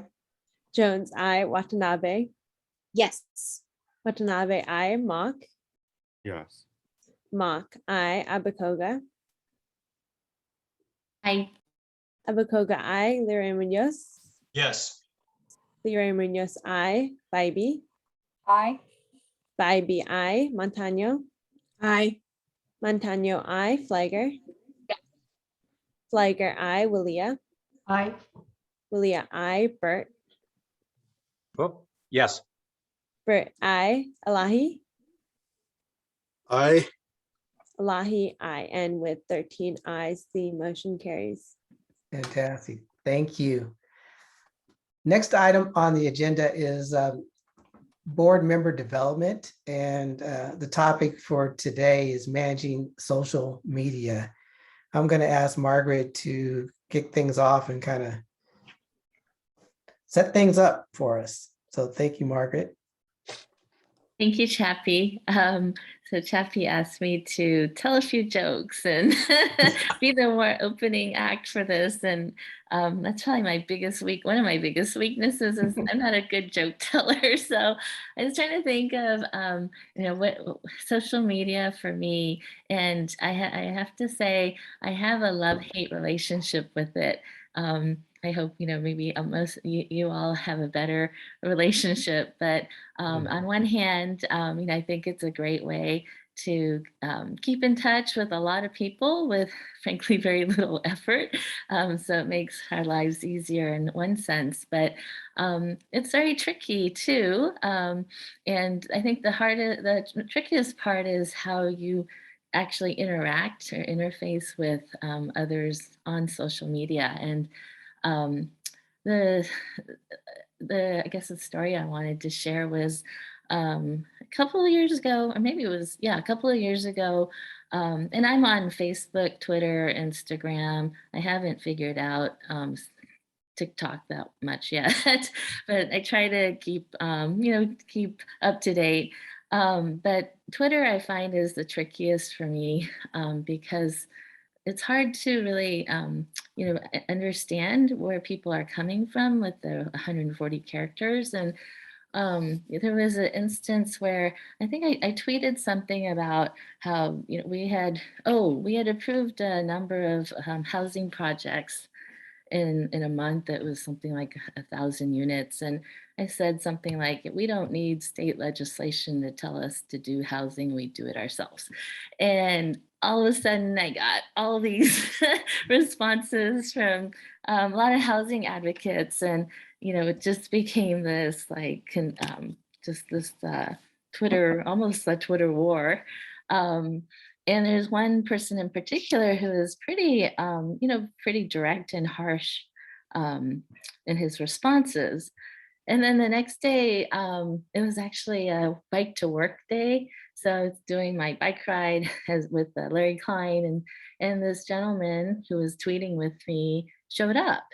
And he said, oh, that was a great Twitter conversation we had last night. And I was like, really? Because I felt like I was under fire, thrown in the fire. and yeah, he thought nothing of it. So I thought, oh my goodness, I guess I just don't really understand, sometimes the nuances to all of this. And so for me, it's a continuous learning experience. I have to say on my council, I have a couple of millennial council colleagues and they seem to have a better grasp of it, but I'm still constantly learning. So I appreciate that Chappie has included this board member development component to our meetings. And we're starting off with managing social media. And I am happy to welcome our presenter today, Robbie Turner, who is the Public Agency Partnerships Lead for Nextdoor. So welcome, Robbie. Look forward to hearing from you and getting some tips. Thank you. I'm just I have a few slides and then we can go into Q&A, answer any questions you guys might have. Let me share my screen.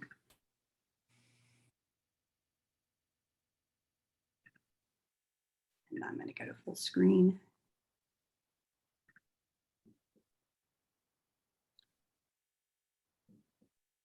And, sorry, let me.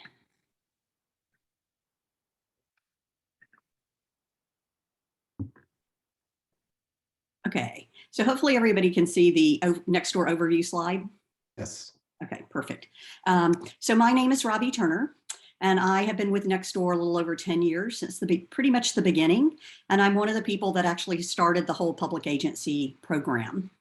And I'm just going to talk a little bit about Nextdoor in general, for those of you who may not know much about the neighbor side, and a little bit about where we're going, what we're doing, and how the public agency team works, and then how elected officials can work on the platform as well.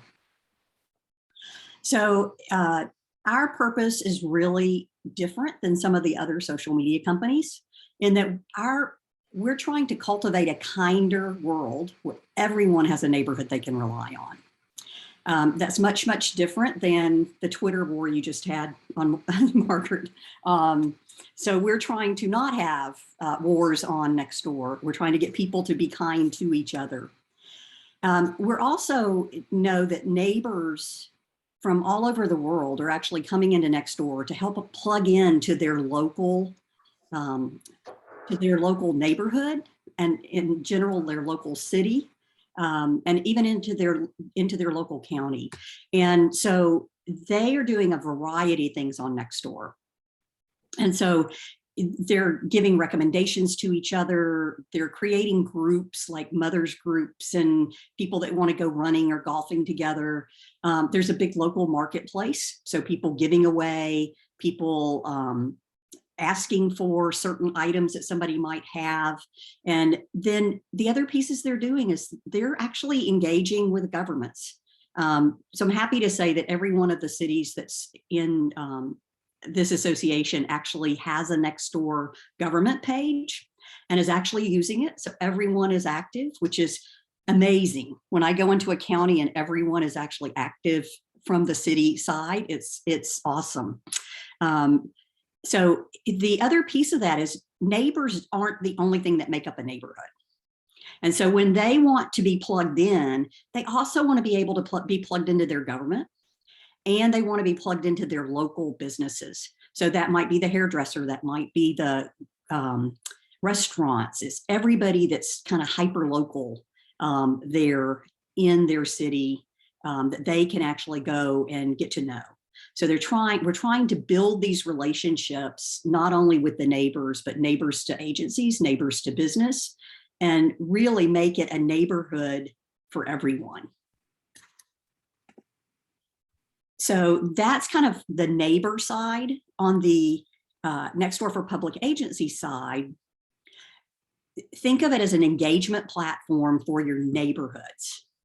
So you communicate with neighbors on this platform who live directly within your city, or if you're from the county itself.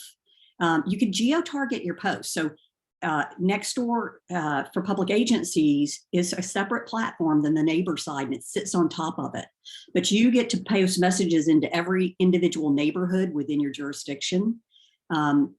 For cities like San Jose, they've created custom service areas, which are their districts. And even some of the smaller cities within Santa Clara County, I checked, and they have the districts as their service areas. So they can post a message to one district or to multiple districts, or they can post to the entire city. So the geo-targeting is really critical. Then for you really want to keep your community informed. So on Nextdoor, you can do that. You can educate them. You can do interactive polls. So you can ask them for feedback on an initiative you're thinking about voting for. You can ask them different questions to see how educated they are on a particular issue. Then you can download the results by neighborhood or by service area. So you could check and look at all the districts and see, how did people in each one of these districts vote on this poll? So it's really trying to get engagement going between the city and the individual neighbors within the city. Now, we are very different than some of the others. We have some similarities, but we have a lot of differences as well from some of the other social media ones. One is that the people you're talking to are real people. They're not bots. They're not, people that have made up an address. We verify that they sign up with a real name and with an address that's a real address. live there. So when you say, I want to talk to everyone in this particular neighborhood, you're really talking to the real people that are there.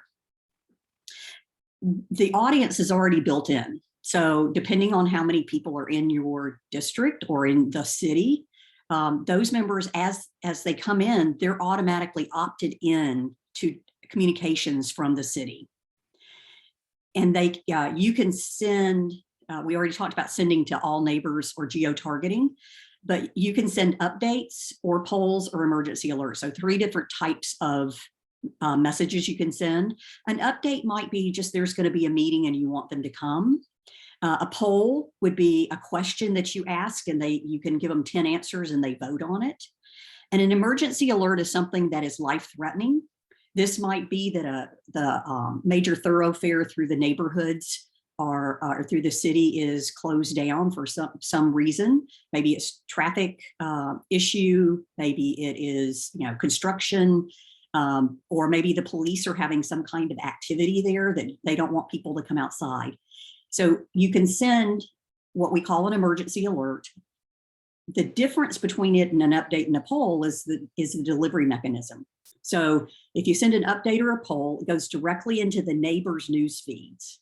Nobody sees your news feed, which has all of your posts in it. They're going to their own news feed in Nextdoor and seeing your updates and your polls there. In an emergency alert, it goes out in multiple different ways. So probably 75% or so of the people are on Nextdoor mobile app, so either an Android or an iOS app. So it goes as a push notification immediately to those people. It goes as an email to everybody in the service area that you did immediately. It also goes, maybe 10% of the people are kind of old school and they've said, we want to have it as a text message. So those 10% also get it as a text message, as well as it goes directly into the news feed of their neighborhood. So 4 different ways that you can get the message to them on an emergency alert. So think of having some major issue, I don't even want to say it, like an earthquake. If we had an earthquake out here, you could actually be telling people what's going on through emergency alerts and letting them know very quickly. Now, this doesn't replace anything you already have.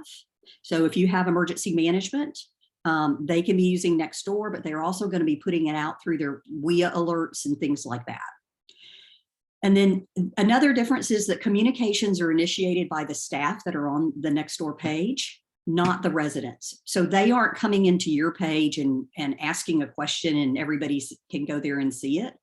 You're starting a conversation with neighbors and they're responding back. Those posts and comments are automatically archived for you and they're available for download from the metrics tab. And this is available only on the Nextdoor for Public Agency page, so not on the neighborhood side. We also have metrics that you can look at for engagement by post. If at the city level, they can look at it across all the staff and see how much they're posting. And then by district or by service area, they can actually look at it and see post over time and some of the other big metrics, engagement type metrics. The chart you're seeing on the right-hand side is Saratoga. It's like, let me think, did I do Sunnyvale or Saratoga? This is Sunnyvale, I think. Am I right?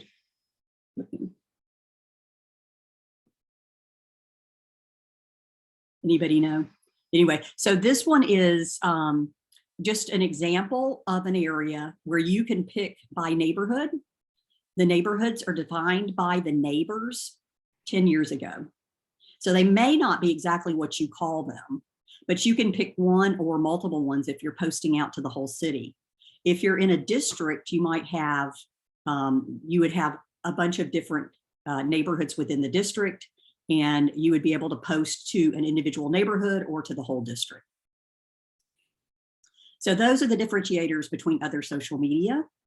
I did, like I said, I did look, there's about 700,000 residents of Santa Clara County using Nextdoor right now as neighbors. There's 15 cities that I checked. All 15 are currently using Nextdoor.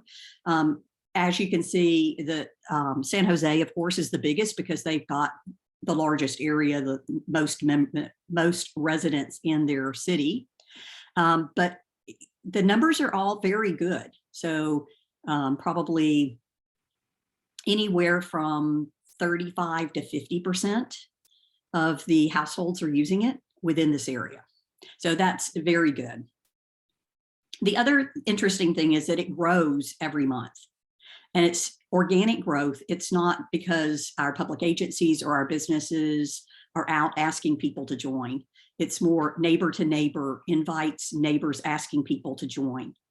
So it does increase every month, the number of members. So now I'm going to kind of jump and talk about elected officials on Nextdoor and how you can use it, because there's two different ways you can use it. First, we do have policies and guidelines for public agencies that everyone has to look at. There's community guidelines for the public agencies, and those really are these 4 bullets of be helpful to your neighbors, earn trust every day. So you want to put out stuff that will be trustworthy and that will help build that trust with your constituency. Do not discriminate and do not campaign. Those are kind of the 4 big points on the community guidelines. We also have a Nextdoor for public agencies elected officials policy, and that I'm actually going to go through in just a minute.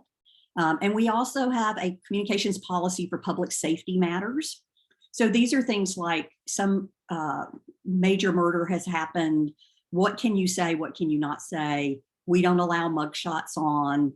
You know, we don't want people that have just been arrested but not convicted for their information personal information to be put out there. So there's a whole policy on that as well. So if you want to start talking on Nextdoor about those on the public agency side, you need to abide by all the rules that are in all 3 of these. Now, this is just a policy summary of the elected official. And when we say elected official, we also mean their staff members. So a lot of times the council member or the commissioner will have a communications person that posts for them. And that's totally fine. But the staff members, because they work for an elected official, they also kind of have to abide by the same guidelines as the elected official. So we do recommend that you join Nextdoor with your personal email at your home address. There's a lot of benefits for doing that. One of them is you can see what the pulse of your neighborhood and all the nearby neighborhoods are.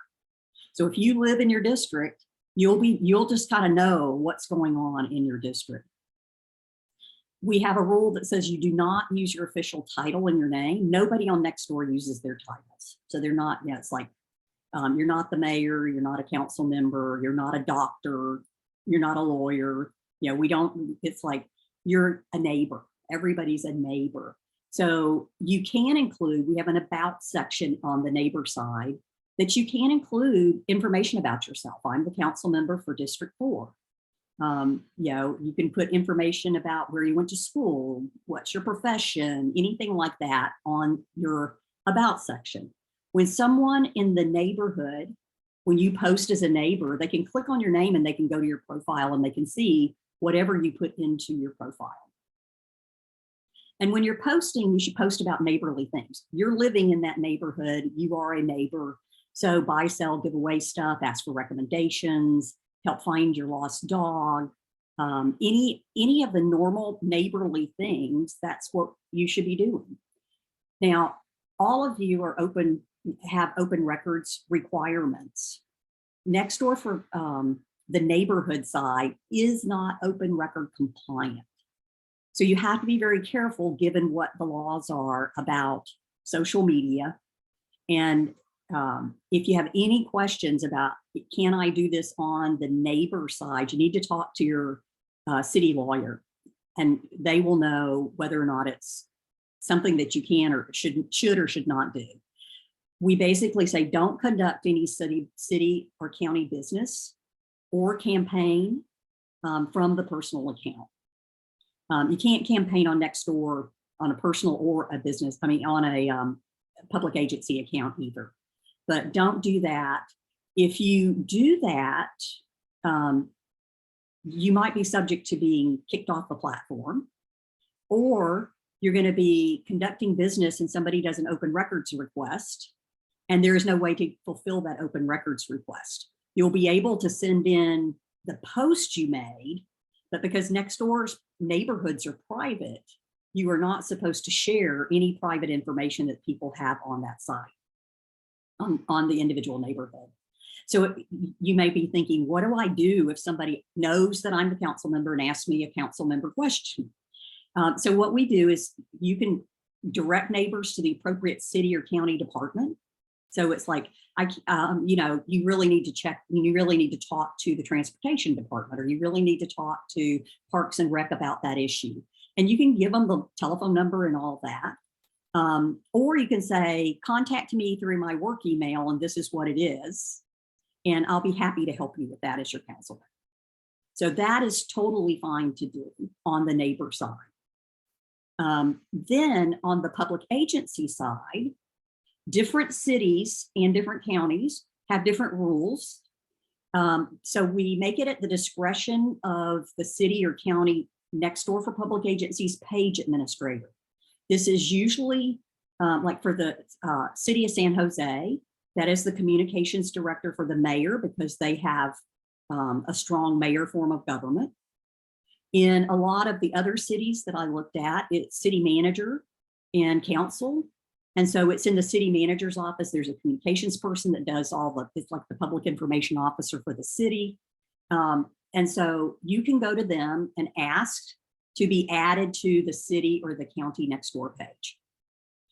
And so you go to this, you go to them and you ask them if they will. Now, I also noticed that a lot of the Santa Clara cities, they are there's like maybe one or two communications people for the whole city. And they post on behalf of different departments, and they're posting out information that city council members have given them. You know, and they'll publish out the details of the council meetings that are coming up, and here's the agenda. So they may say, we're not going to give you your own account, but we'll be happy to post anything for you. You know, just send it our way and we'll make sure it's posted. A lot of them want to do that because they don't want to post too many times all at once. They want to spread it out so that more people will actually see it and listen to them. So you have a conversation with your PIO if you're interested in using the public agency side.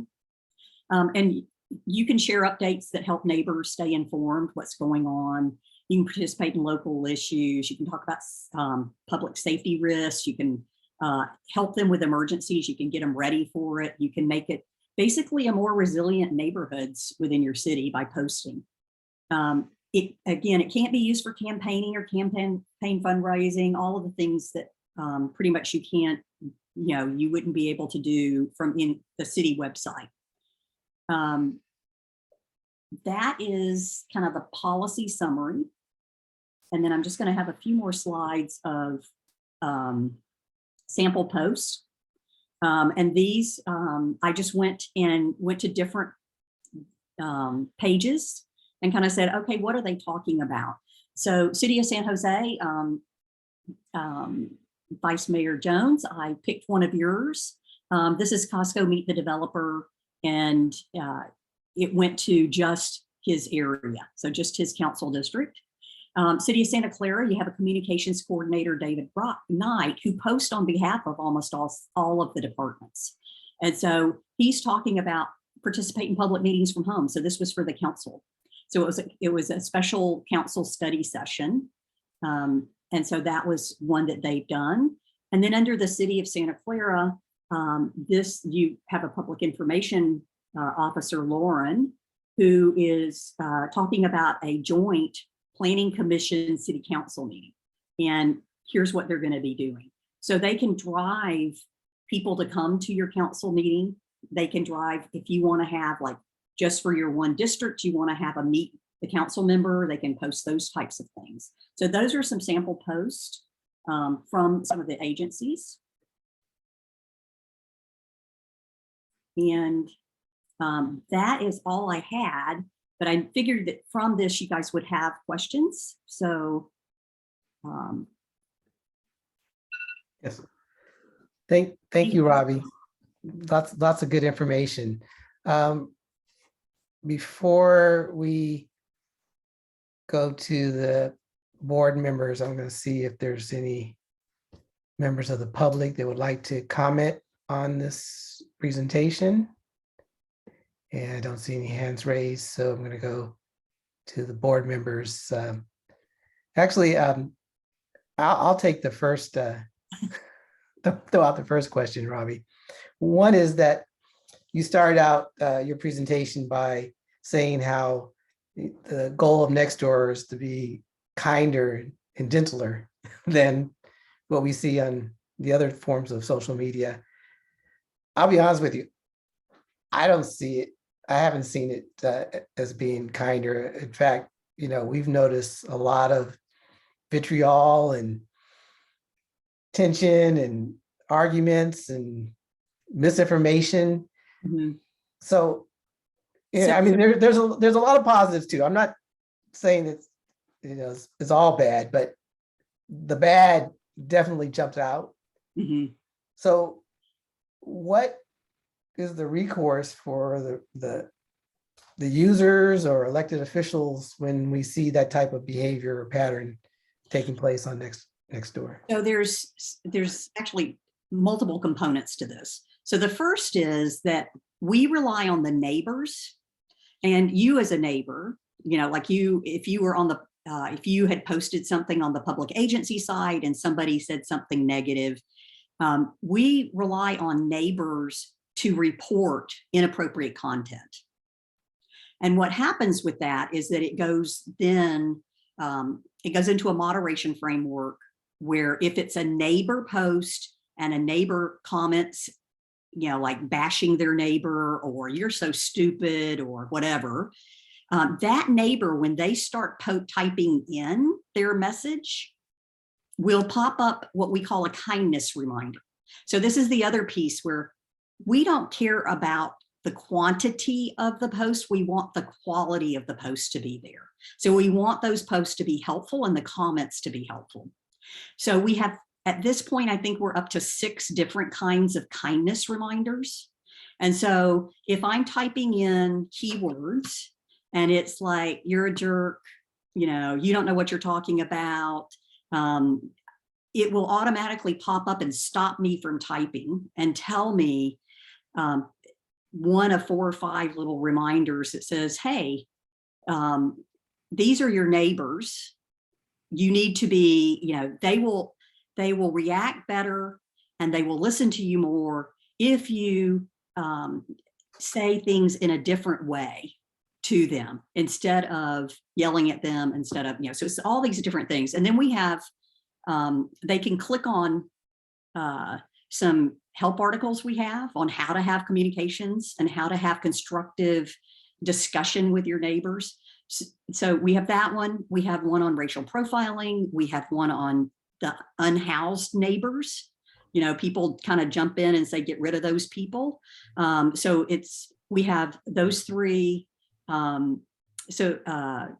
We have total of 6, and I can't remember exactly what all of them are, but so we try to stop it before it ever gets in the newsfeed. And so they have to stop and think about what they're posting if they're posting negative kind of comments or, out of bounds comments. Then if they do go ahead and post that negative, uncivil, incivil, misinformation type stuff, misinformation is another one. COVID misinformation is another one that pops up. It will go into the moderation framework. The neighbors will, the neighborhoods that are the neighborhood leads, these are people that are moderators. We've trained them. They could have taken a training class. They can talk about, they've been trained on constructive conversation in the neighborhoods. They know what the guidelines are for Nextdoor, and they will vote whether or not it should be removed or not. Now, certain things like COVID misinformation goes to a Nextdoor person. So when something is reported as COVID misinformation, we have a team of people at Nextdoor that actually review that and remove it. So we're trying to do things where we don't get them to post. If we'd prefer those people not to post anything if they're going to post, really bad stuff about their neighbors or racially profile somebody or any of those things. So we try to do that, and then we try to catch it at the back end. So we also have some algorithms that run. So people, it will down vote some of their comments until some of the neighbors actually start reporting it. So we're trying to do a lot of things to try to educate people on being more civil, educate people on the misinformation, and try to make it a better place. Thank you. Mayor Hellehy. Thank you. Yeah, it's not an easy task. I guess your name isn't Facebook, but you probably have to be concerned about what happened with those guys. Yeah. My problem is I am the mayor of Montessori now. However, I've been put in the Rinconada group. So I have no idea what's happening in the Montessori group. And I've been trying over the last 4 years to get that changed. It has not happened. And there's about another 10 neighbors that I have that are also in the wrong group. How do you get that to change? And you use the word we do that. Now, who is we? Who decides who the hierarchy is? Who's going to look at posts? Because sometimes I feel like there's a bias in one direction or the other direction by the moderators. And how do you pick these guys? And how do you give them so much power they can decide which post to block and which post should go forward? You explained some of that stuff, but some of it seemed like it was very political as to what posts were not getting posted. And so we have in the very beginning, so 10 years ago when we started, if you started the neighborhood, you were automatically thrown into a job where you were the inviter of all the people in the neighborhood. You were the person that had to moderate the post. We ask you to be the person that posted the most, kind of go out and get people to start talking. And so we gave them all these different jobs.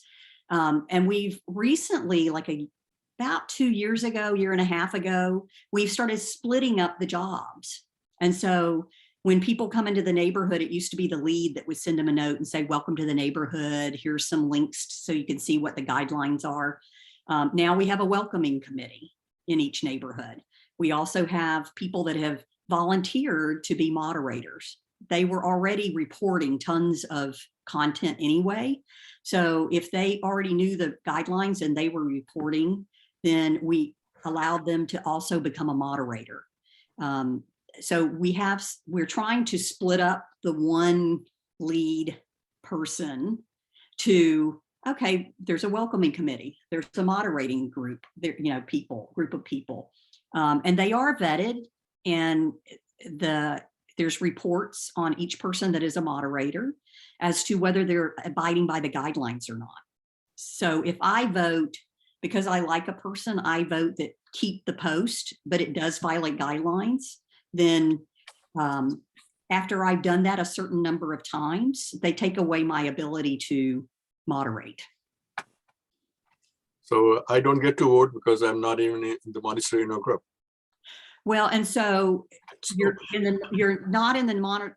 So I'd like to know more about that. So maybe if you can give me an email or send me an email, I can help you with that. I'm just Robbie, ROBBIE at nextdoor.com. I'm sorry, Robbie, ROBBIE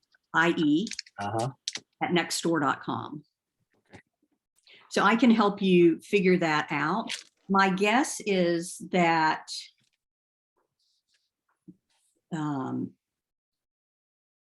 somebody in the very beginning drew the boundaries and included your neighborhood into that, or into the neighborhood that you're in. Sure.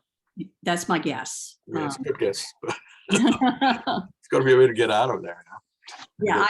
Yeah, I'll send you an email. Thank you. Thank you, Councilmember Wabanabe. Thank you, Chair. So thank you for the presentation, Robbie. Definitely very interesting. Next door is definitely a very interesting place to hang out. And I have actually found over the years that it definitely has changed. some good, some bad, but you know, it's like one of those things, if you don't like it, you just keep scrolling along. But I have a question. I got on, and maybe probably a lot of us are in the same position. I got on next door before I became a council member. And so as a result, I was made a lead.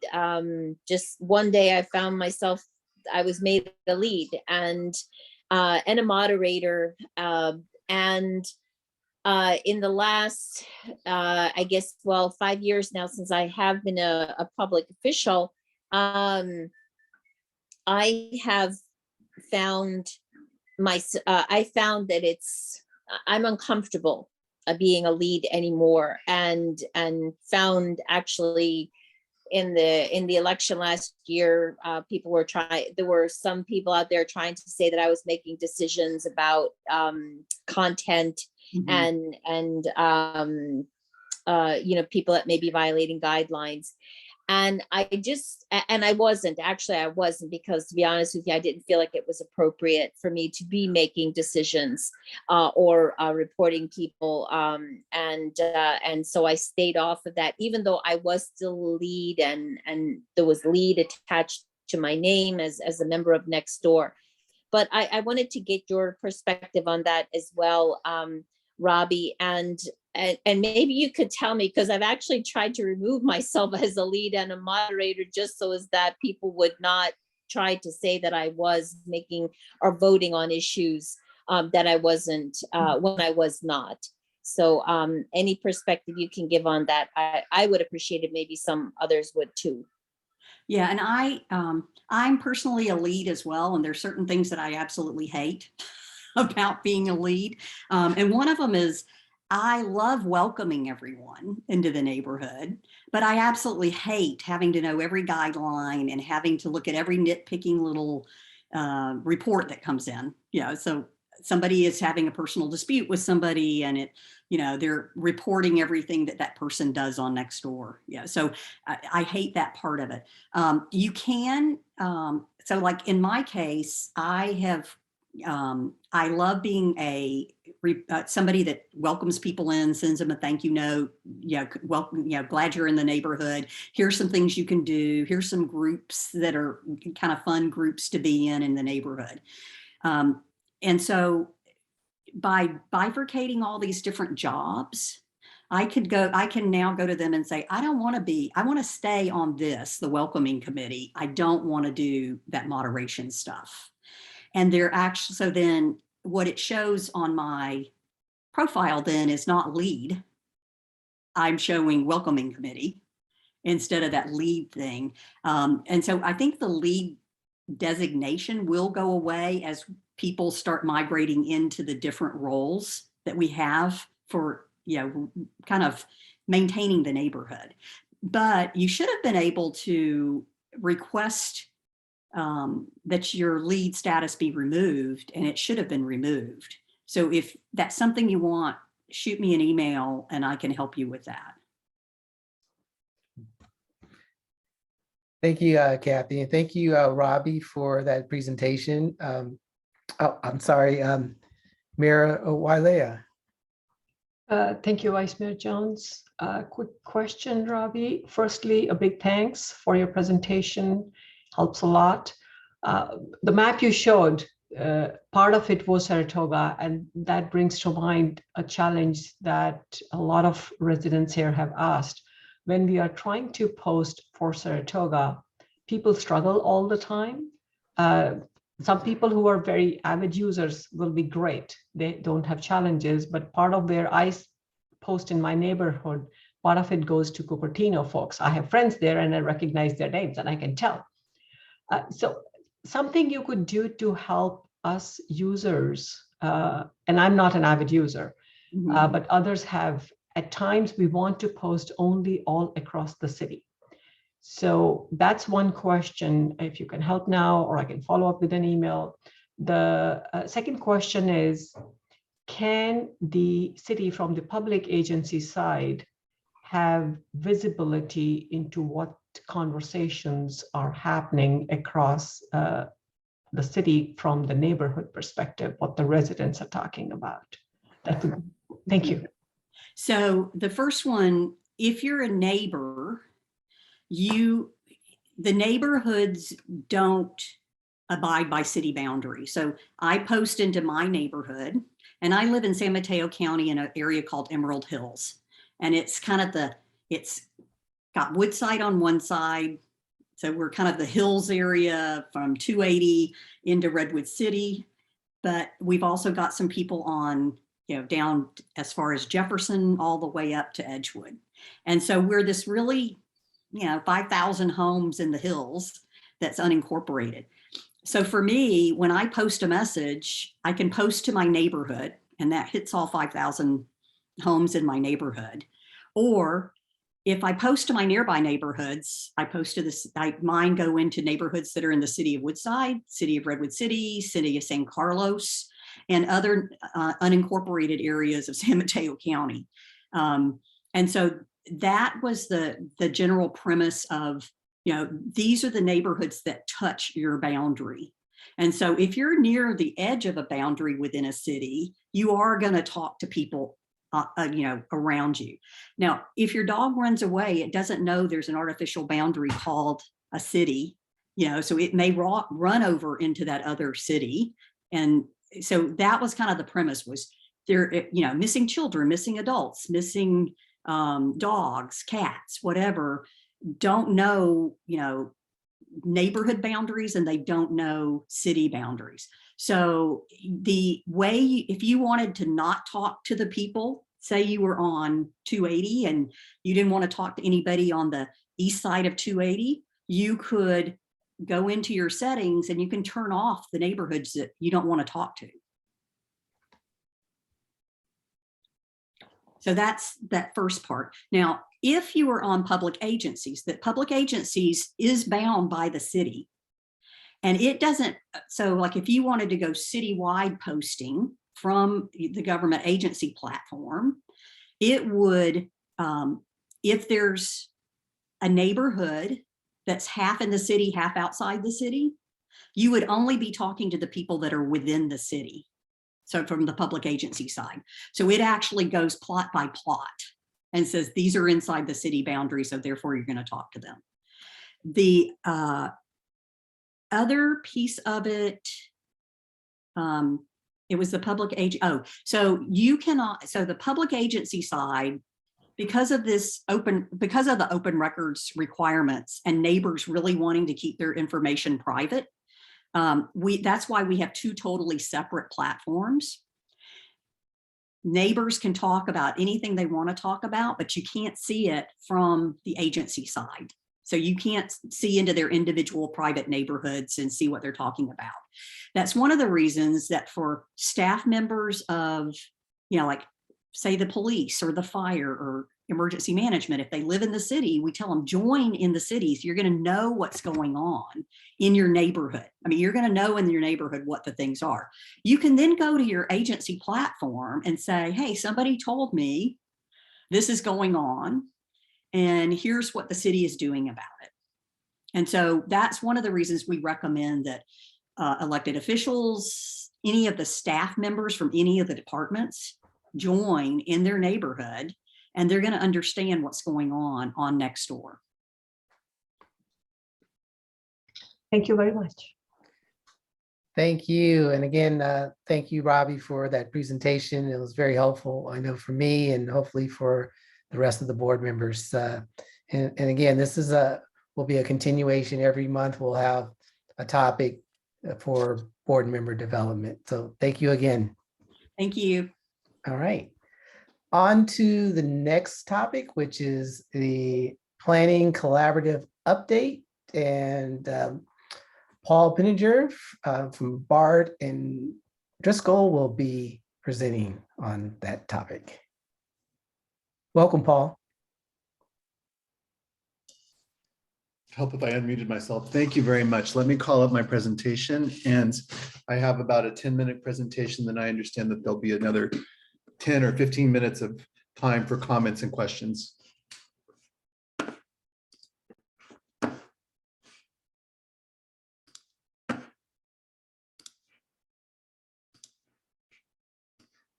right, let me start this from the very beginning.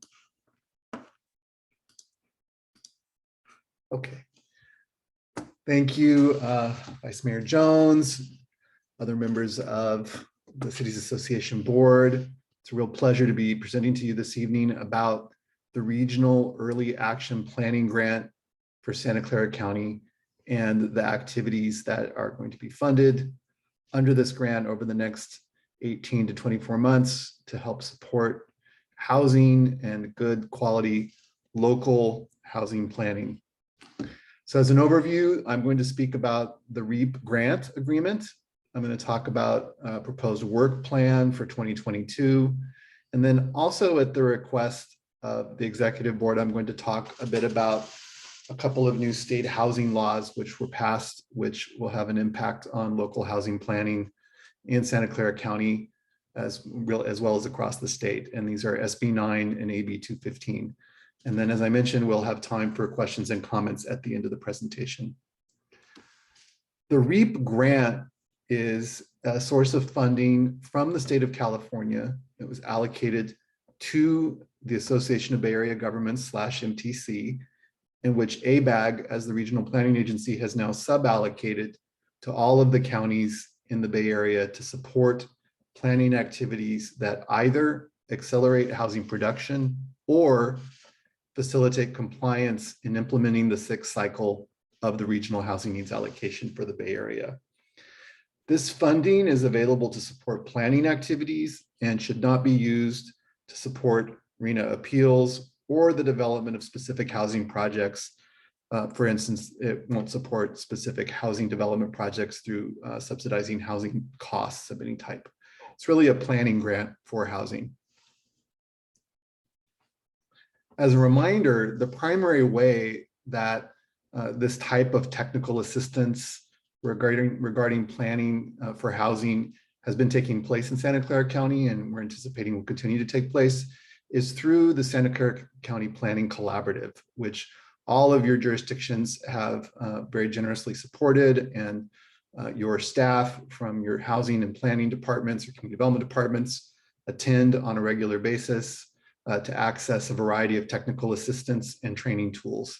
The goals of the Planning Collaborative, and these were goals that were really given to us as your staff from you, are to support excellent local planning and housing policy, to save jurisdictions time and resources by working together. So to be more effective by sharing tools and training resources by working together to save time and money. And then also, of course, to respect local autonomy and planning processes to the extent possible. Our work plan for 2022, and I should say that the very, very first task as part of our work for the Cities Association and for the Planning Collaborative will be to fully flesh out a detailed work plan for 2022 and then going into 2023. But we did actually meet with the collaborative today, and we had 35 people in attendance, a mix of local staff and also your consultants working on housing elements. The priority work plan items that came up in our discussions today, and really these build on what we've already done in 2021, are around affirmatively furthering fair housing, which, as I think many of you know, is a really increased focus of the Housing and Community Development Department for the state of California, and builds in a lot more analysis related to affirmatively furthering fair housing in the housing element, meaning what are the ways that jurisdictions can work proactively to ensure that housing is available to all segments of the community across a variety of ethnic, racial, income, and other categories.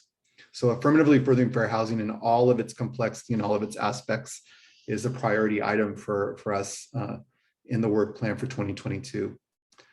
Also, sites analysis and sites inventory and analysis. So really, in many ways, where the rubber hits the road with housing elements is where jurisdictions are planning to plan for sites, where housing can go, what type of housing serving what types of households at a variety of income levels. So another key area of work for us is around sites analysis And this also does connect back to affirmatively furthering fair housing, meaning are the sites that are being identified for affordable housing in particular in high opportunity areas that are well served by infrastructure, community amenities, schools, transit, and other types of services.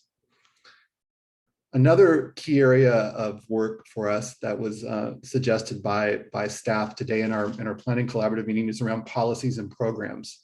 And in particular, are there ways that we can identify policy and program compliance with new state laws that can be shared across jurisdictions? Are there best practices also that we know about from the Southern California jurisdictions that have already gone through their housing element update processes under the RENA 6, that we can bring forward to the collaborative? What are some of the best practices and things that have really been effective in other jurisdictions that might work given local conditions in Santa Clara County cities and in the unincorporated county? And then finally, compliance with new housing laws. These are all some of the key aspects of our 2022 work plan. There may be other things that you'd like us to focus on as part of our 2022 work plan, and I would be very eager to hear from all of you on things that you'd like us to consider taking up as part of the work plan for 2022 with the REAP grant through the planning collaborative. So now I'd like to turn just briefly to a couple of new state laws that were passed at the end of the last legislative cycle that have been keeping your staff very busy and will be keeping us and city staff very busy over the next year. The first is SB 9, which is around ministerial approval of qualifying duplex units and urban lot splits. I'm going to spend the remaining slides talking about SB 9. And the other law that is, I think, gone a bit unnoticed, but is, in my view, equally important and more important actually for the housing element update, is AB 215, which essentially adds more public comment and more response time from jurisdictions to account for public comments, and then also additional time for the Housing and Community Development Department at the state level to respond and review to housing elements. So what it essentially does is to add more time into the housing element update timelines for public comment and for HCD review. And thus it shortens the amount of time that you have as local jurisdictions to get your draft and then final adopted housing elements to the state for final certification. So one of the things that came up in our meeting today with staff at the Planning Collaborative was the need for better and more robust staff reports and updated timelines that really speak to AB 215. And so that's something that we're going to be working on, and that your staff have asked us to prepare in order to better communicate to you all of the different nuances of AB 215. So that's the broad summary, which is just that more time for public comment, which will mean accelerated timeline for updating the housing element updates. So a lot of what people have been talking about and by people I mean community members, appointed officials, elected officials, certainly staff, consultants, folks involved in housing and in local planning issues, have been talking about SB 9 and what the impact would be of adopting SB 9, and specifically by allowing duplexes and urban lot splits in single family neighborhoods, are we going to be able to create more homes in California communities, and specifically more homes that are available to moderate and lower income households? And there's been some analysis that's been done on this. I presented this, I believe, at a previous legislative subcommittee meeting of the Cities Association. And the most comprehensive analysis that has been prepared is really by the Turner Center for Housing Innovation at UC Berkeley. And what the Turner Center did is to apply a model to look at what the potential impact would be of adopting SB 9. And now that it's adopted, we can look back at the Turner Center results and see what might happen. According to the Turner Center, looking at existing single family lots, and also really looking at existing single family lots and applying a variety of different criteria that have to do with the potential for market feasibility to these lots and those that would be eligible under SB 9. In Santa Clara County, the potential overall net change in market feasible units would be around 40,000 total units. So this is about 1.13 or a little over 10% overall existing single family residential lots would potentially convert or potentially result in new units that could be produced under SB 9 through duplexes or urban lot splits, which is really what SB 9 addresses. What this looks like specifically in each of your communities is here. And these are only for jurisdictions that have greater than 5,000 single family parcels.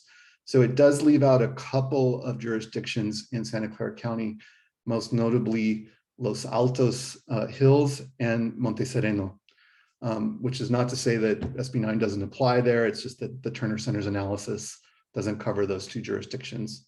But as you can see, there's a range of results under the Turner Center model in terms of how many potential units might be added under SB 9. It's important to note here that this is taking, not looking at the next 8 years. This is looking at overall what might happen over a long period of time.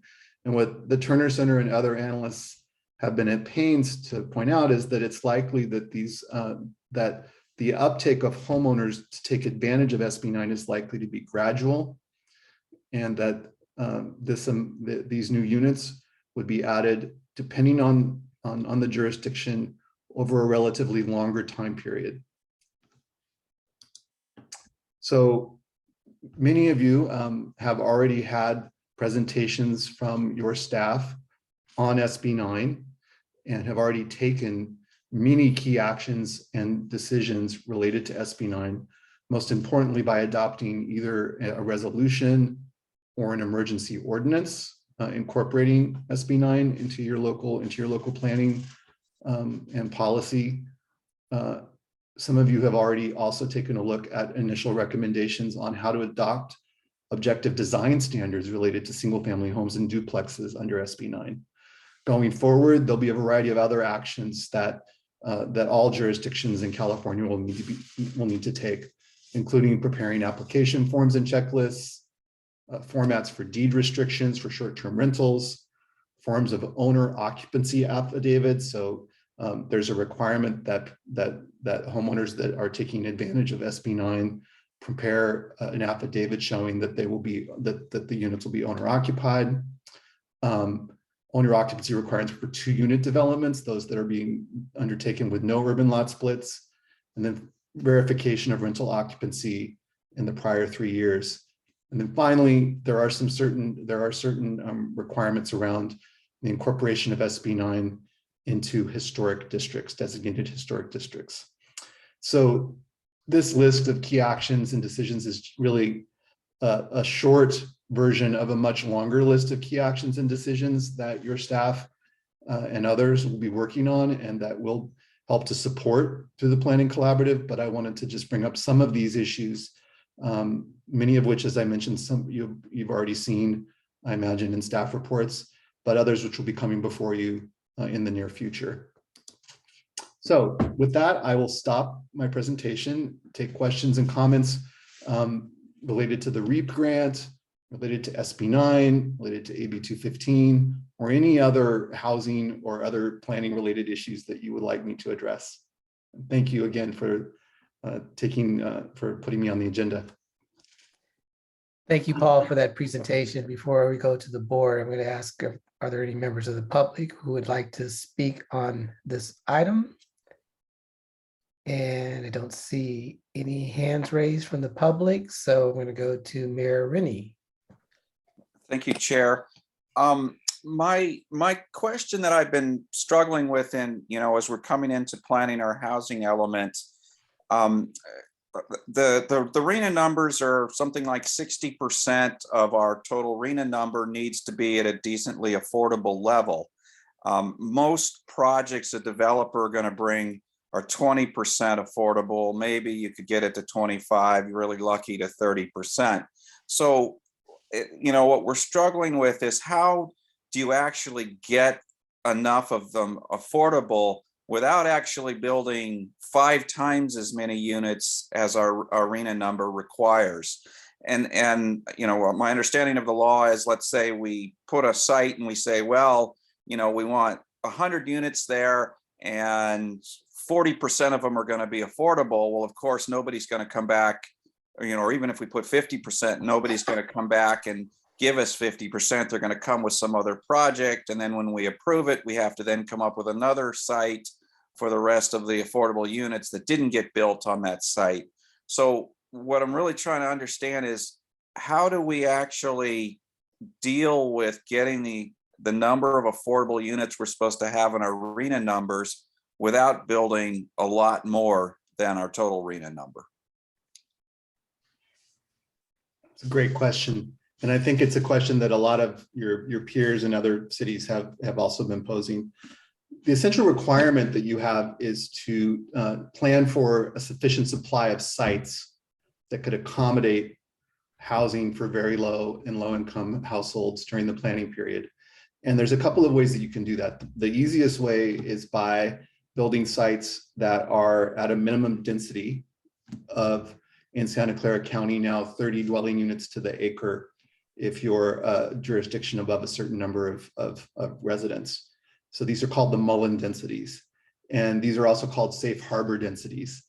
And essentially by showing that you have sites at a certain minimum density, you are showing that you could potentially accommodate affordable housing that was brought to you by a nonprofit affordable housing or a for-profit affordable housing project sponsor that was 100% affordable, or 90% affordable, or essentially a tax credit, a low-income housing tax credit finance project that had was primarily serving lower income populations. So your job as cities under the housing element is not to show that you're going to build the housing, or that you have even sufficient financial resources to provide gap financing for the housing, but really to provide adequate sites that can accommodate the housing during the planning period. And then along with that, do you have programs and policies that can help to facilitate the development of affordable housing? So certainly, you're right, you're absolutely right. It would never be enough if all of the affordable housing that was being built in any of your jurisdictions was only being provided through the inclusionary requirements that would be applied to on-site production of affordable housing as part of otherwise market rate projects. It would never work. So what HCD is asking in their housing element review letters of Southern California jurisdictions is essentially to show, and this is what the law says, is to show that you have enough sites to accommodate affordable housing during the planning period. And the primary way that you show that is that you have the sites are zoned at a certain minimum density that would facilitate developers obtaining tax credit financing and other sources of affordable housing financing that they need to make projects feasible. And I understand as the planning part that gets our initial element passed, I mean, that's a big hurdle we want to get over. But the concern that some raise are, again, if we designate these sites and we don't get projects back that fulfill what we've planned for, we have to go designate new sites. Right. And so that's the concern that will go, well beyond our arena number by those that don't want the town to grow too much. That is it's a great comment. And it's not just in places like the town of Los Gatos that this is an issue. It's in all sorts of jurisdictions. I think one way that jurisdictions are looking at addressing this beyond, I'm out of the world of housing element planning and compliance with state guidelines around the sites inventory, and looking more at strategy, is a lot of jurisdictions are looking at partnering with community land trusts, with community development financial institutions, with nonprofit developers, with other public sector agencies that own land assets, to tie up those land assets and to make sure that they're available for affordable housing over time. Because land that is traded in the private market, of course, could be acquired by a for-profit developer who would then have every right to go forward and develop a market rate development. So what a lot of jurisdictions are looking at are various site acquisition and development strategies, or holding land over time in order to ensure that at least a certain supply of land is available for affordable housing over time. Those are good ideas. Thank you. So that's a land acquisition and development strategy that's longer term, that could be a program or policy in your housing element that I think would help you outside of just complying with whatever the RHNA goals are. That's kind of what I was looking for. Thank you. Yeah. All right, thank you. Next is Councilmember Leroy Munoz. Great, thank you. Paul, thank you for the presentation. I'm just trying to better understand this myself. Given the 600,000 plus grant money that's out there for a very large county, what does your timeline look like in terms of putting those funds to work, and what are the mechanics for doing so? Well, not to pander too much, but first off, go Bears. That. No, you can pander away all the time by saying go Bears. That's great. Thank you. I teach at Berkeley when I'm not doing consulting. So the timing is that as soon as if the Cities Association elects to enter into the agreement with ABAG and receive the funding, that the funding can be deployed immediately to support our technical assistance and training activities to the collaborative. We've already been doing technical assistance and training under our existing agreement with the Cities Association and with funding from the individual jurisdictions. And so we're prepared to work immediately. We already have the infrastructure set up. In addition to myself, I have colleagues, Joshua Abrams, Daisy Quinones, Fubing Tran, and others who work on a variety of different levels to support our planning and training and technical assistance activities for the collaborative. So we can get going quickly. And we need to get going quickly because of AB 215 and other factors. A lot of you are already well along in your housing element planning, and your staff need as much support as they can get. Okay, good to know that it can be deployed quickly. Thank you. Yeah. Thank you, Mayor Elahi. Thank you. I guess one reason Monteserino wasn't in that analysis that you provided is we're too small. And the problem we have is we have absolutely no land. I mean, there may be one or two empty lots out there. We've done an SB 9 ordinance, which basically allows for splits, but it restricts the size of the home that can be built to about 800 square feet, which is the minimum that we allow. I'm hoping that will be considered low-income housing, but in Monteserino, the average parcel is about $1 million or $2 million. So even splitting it, it'll still be $1 million property with only an 800 square foot home. So I don't think that may or may not qualify for low income. I really don't see a solution. I mean, I was hoping when this thing was adopted, that the limitation wouldn't be on each city, but would rather be on the county. And then as small cities, we may be able to work out with some other city that wants the development and has the resources, help them out of the development, and then satisfy our number also. So at some point that would be helpful if a county approach is taken, because you do want to provide the housing needs that satisfy the housing requirements that are out there, but they can be satisfied by a city that has no land or has land that's too expensive to build affordable housing.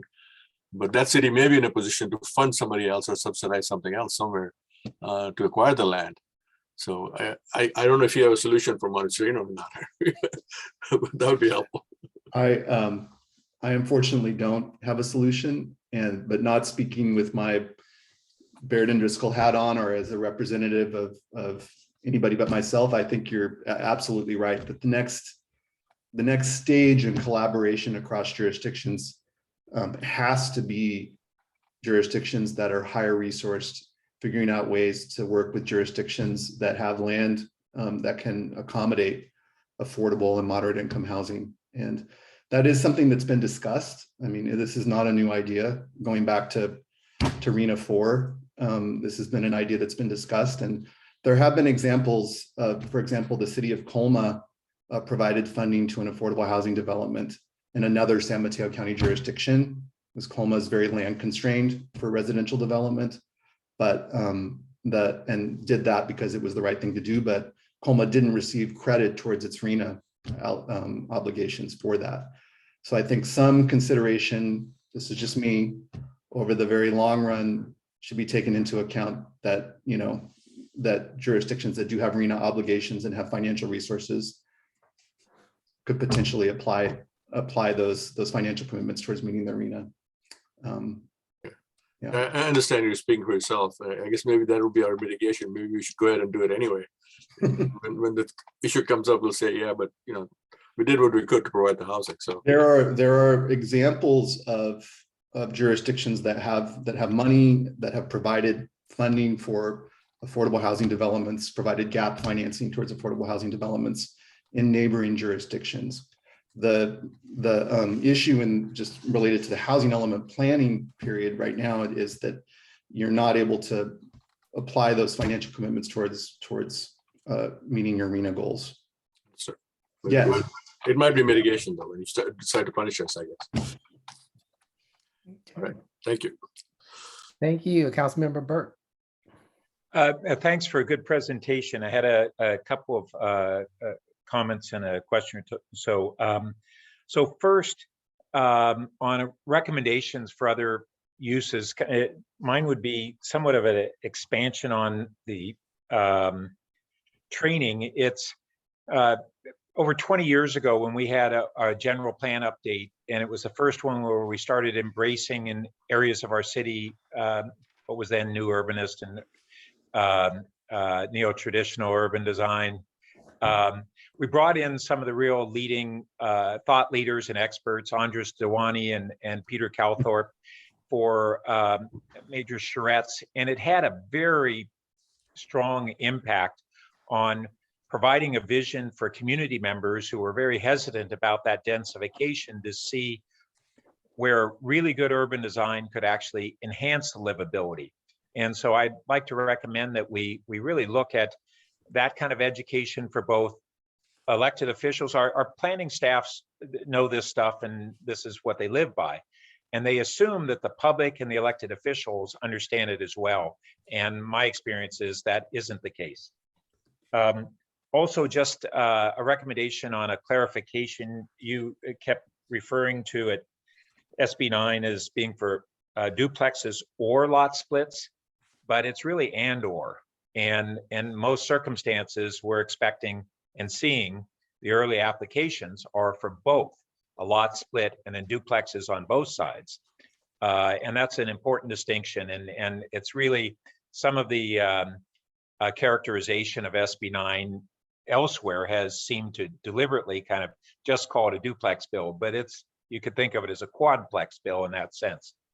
And then something else, you had mentioned that when Mayor Rennie was asking that the implications of enforcement on the RENA requirements were that, you know, if they weren't getting it built, they'd have to go back and identify new sites. But there's a second state law that is an overlay, and I can't remember, it was SB 330 or another number, that at every 4-year period in the 8-year RENA cycle, if cities are not actually building within the major categories, they lose regulatory control over that development. And that's a major change in RENA practices. And I think it's really important for everybody to understand that it's no longer a moderately toothless requirement. And then I think lastly, I did want to mention too, something that we're seeing and has been not well recognized is that RENA is units. Treating a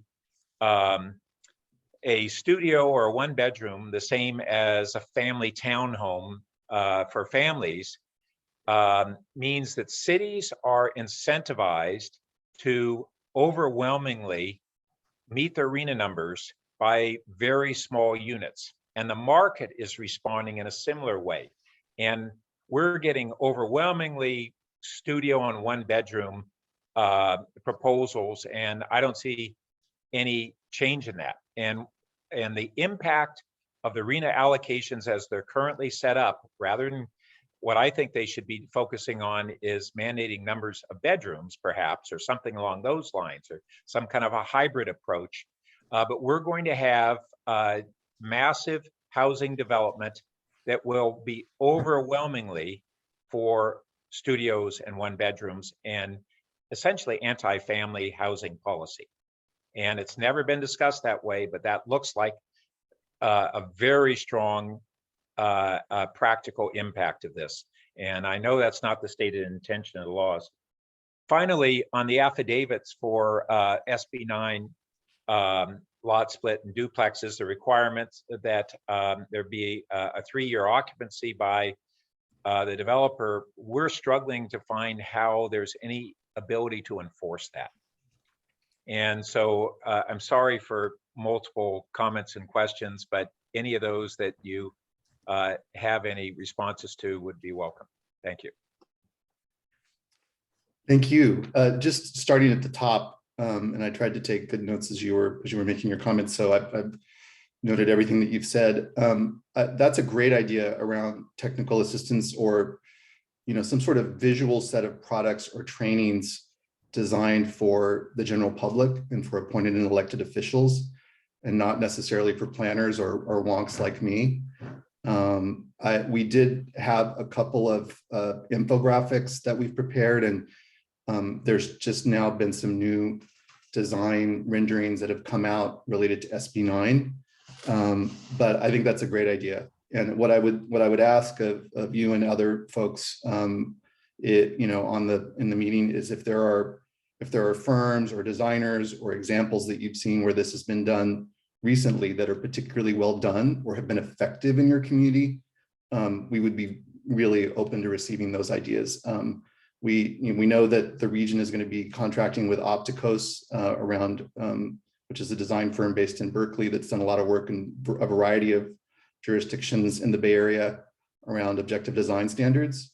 There may be other firms. I don't think Andres or Peter are doing their charrettes anymore, but blast from the past. But that would be, yeah, something along those lines I think would be great. So let me raise that with the collaborative, and as we're working through our work plan, I think it's a great idea.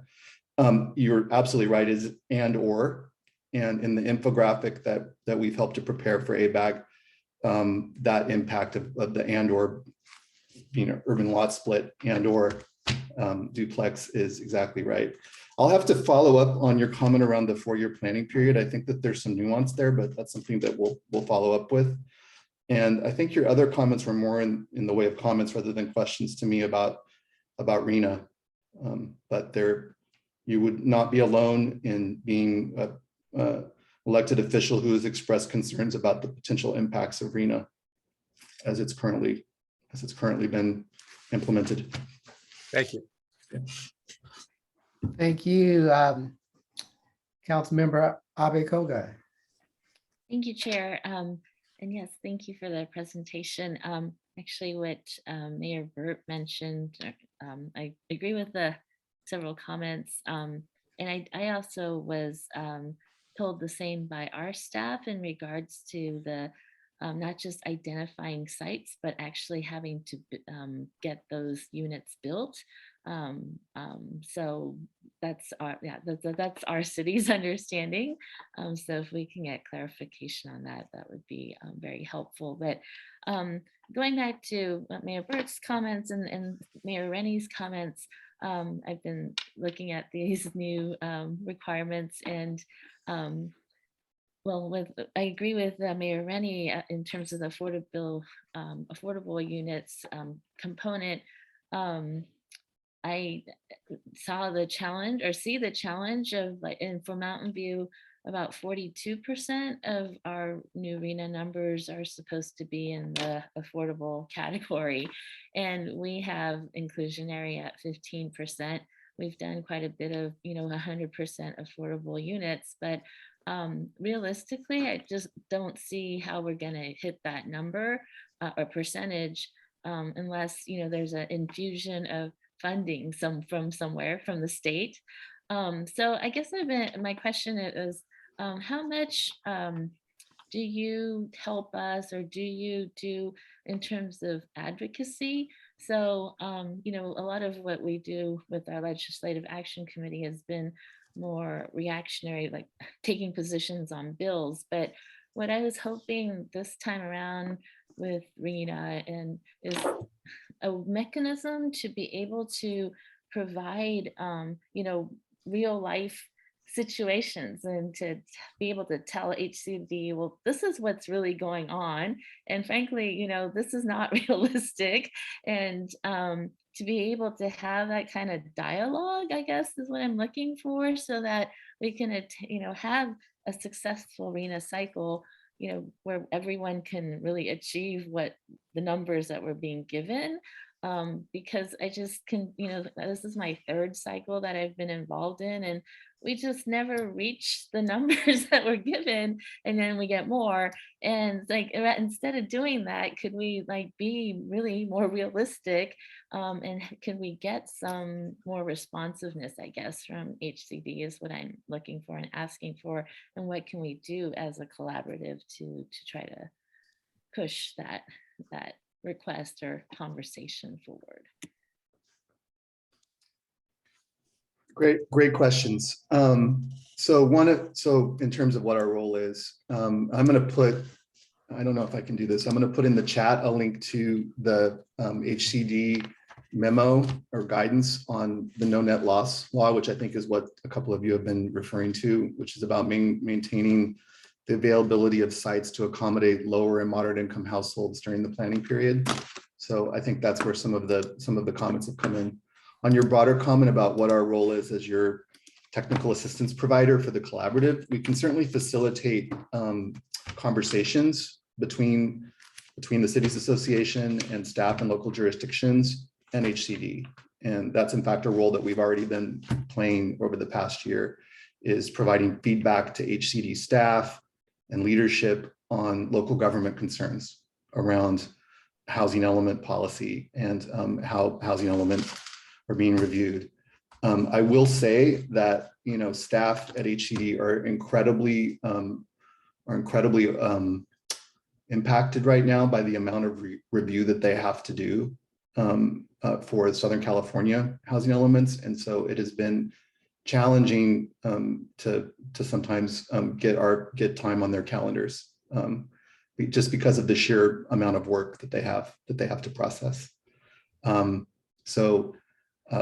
We will, that's certainly a valid thing for us to continue to try to do, to facilitate that conversation and that open dialogue between Santa Clara County jurisdictions and HCD, and something that we'll continue to work on. We're not in a position to advocate around specific legislation, either before or against. We can, however, do analysis of that legislation from a policy perspective if you need, economic analysis or feasibility analysis or specific technical analysis around particular legislation. That's something that we can do. But we're not an advocacy organization. And in particular, the purpose of the REAP funding is to support planning activities that accelerate housing production.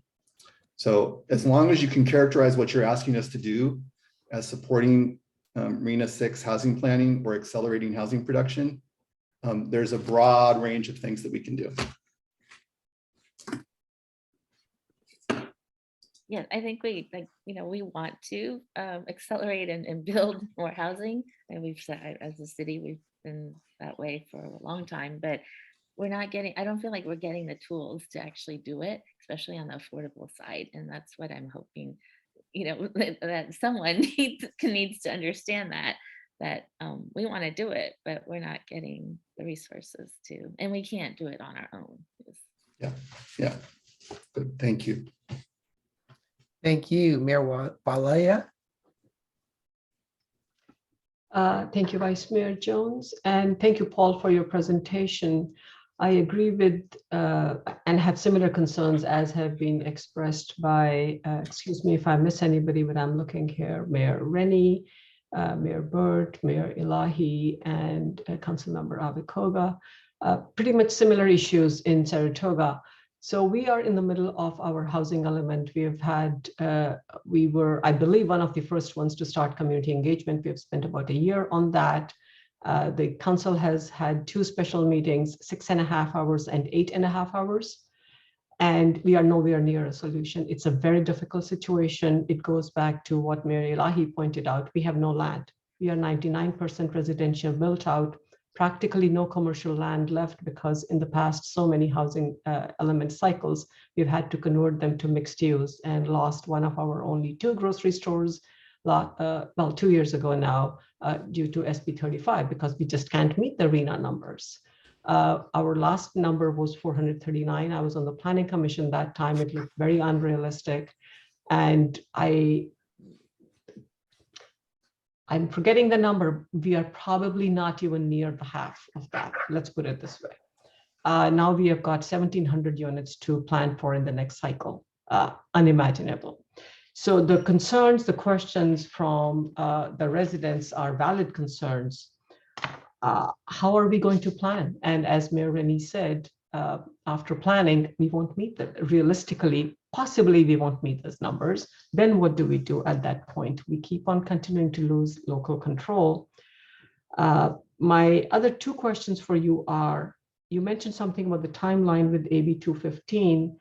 Help me understand how that fits in so I can take it back to my council.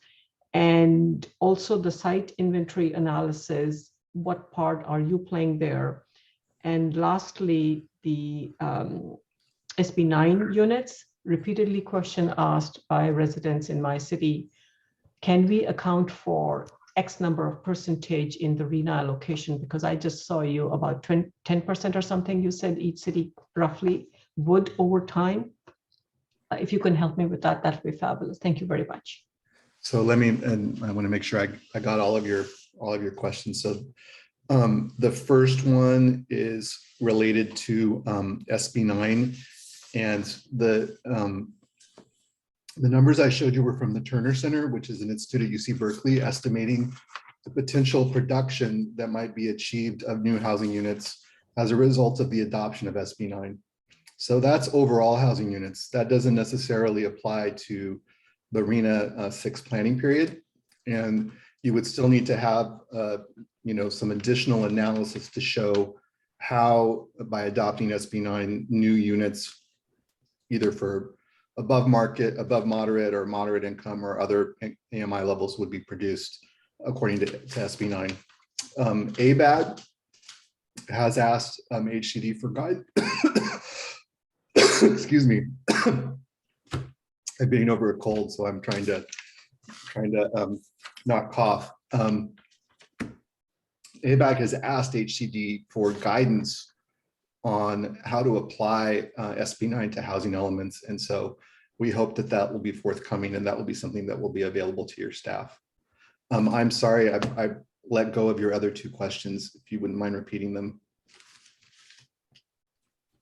Sure. The timeline part you had mentioned, and also about the site inventory analysis, and going back to Mayor Rennie's concern, valid concern, pretty sure expecting the same in Saratoga.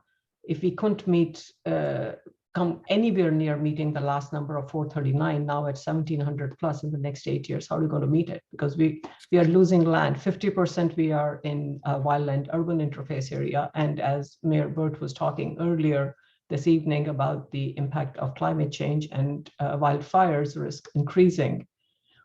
What is the state? I understand that's something you can't answer, but help us see how can we meet what we're required to meet. Let me start with the site inventory. So your individual consulting teams that are working with your staff will prepare site inventories and analyses. And as part of the planning collaborative, we can provide technical assistance. We can review those sites inventories and analyses and provide feedback on ways to make them more robust. We can also help staff apply the new housing element site selection tool, which is a tool that ABAG has rolled out to help local jurisdictions identify sites that would be suitable for housing. And it's pretty robust tool, lots of different criteria you can apply to sites. excuse me, lots of different criteria that you can apply to sites, including environmental constraints, infrastructure constraints, proximity to amenities and services. So we're not going to be in a position to prepare individual sites inventories for each jurisdiction, but we can provide a lot of technical assistance and training. And so certainly we're glad to review the sites inventories and help to come up with strategies as well. In terms of timing, and this is something where we need to prepare a much better and more detailed comprehensive timeline and related staff report that staff can use. But in essence, as a result of AB 215, there's an additional 30-day period, so that as a draft of the housing element is prepared, it needs to be an additional 30 days of comment time for the general public to comment on drafts of the housing element. And then there's a mandatory 10-day period during which staff are meant to consider and respond to those comments. In addition, there are additional review periods as part of AB 215 that provide HCD staff with additional time to review drafts from individual jurisdictions. So we do have a graphic in the spirit of keeping things visual, rather than me just talking, that I will share with Cities Association staff that we can get out to all of you and to the planning collaborative that shows what the impact is of this on timing and responding to comments. When can you send that? We are literally in the middle of it. So I'm talking a week is too late for me. I'll send a graphic tomorrow if it would be okay, to Debbie Pedro in Saratoga. Yeah. Yeah. And also your presentation from this? Yes, absolutely. Lisa is saying probably everybody wants it. Okay. Totally agreed. Okay. Can you send it to Cities Association and then they can distribute to all of us? At least we get it directly. Absolutely. Especially for us, we hit 4 days working week and it gets too chaotic sometimes. I'm literally, we have had long sessions, as I just said. We need answers now. Yes. Yeah. So thank you very much. Thank you, Mayor Rini. Thank you, Chair. I know we're getting over time. I'll be really quick. I wanted to emphasize the importance of getting some help on how many we can expect to get from SB 9. And I'll tell you what's happened in Los Gatos is we had already planned in our general plan update to have a density increase of our R1 zoning as part of our general plan. And then we did an EIR based on that. And we're already getting citizens arguing that our EIR is no good because this density increase could be 70,000 new units kind of thing. You know, they've made up some number that it, like every lot in the city would change over kind of thing. And so, we could say, well, we're not going to include that as part of our housing element, but now we already got SB 9 included as part of our housing element. And they may come back and argue, we don't need any more houses because SB 9 is going to generate 50,000 units kind of thing. So I think you may be thinking from it's going to help us keep our numbers down, but a sort of set, this is the rule, this is your postulate, it will give you this number of housing units, will help us get through our public discussion, right? That the public discussion is our biggest problem that's going to derail us. And that's really going to help us say, okay, that's all we're allowed to have attributed to SB 9. Now we know where we need to go look for other things. Because the opposite's going to come from our public saying it's generating everything. You don't need to do anything else. So anyway, a plug for more help there, please. Well, here's thank you for the comment. Very well taken. At the staff level, staff from ABAG, MTC, certainly from local governments have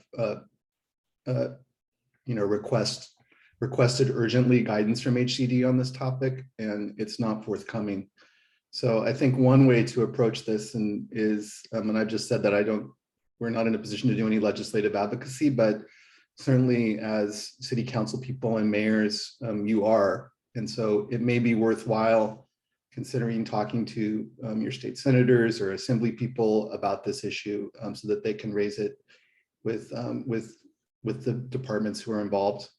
I understand the urgency of the issue, and in the absence of clear guidance from HCD on this, the best that we can say is that there should be detailed analysis in each jurisdiction of what the potential impact of adopting SB 9 is on individual sites, and then to go from there.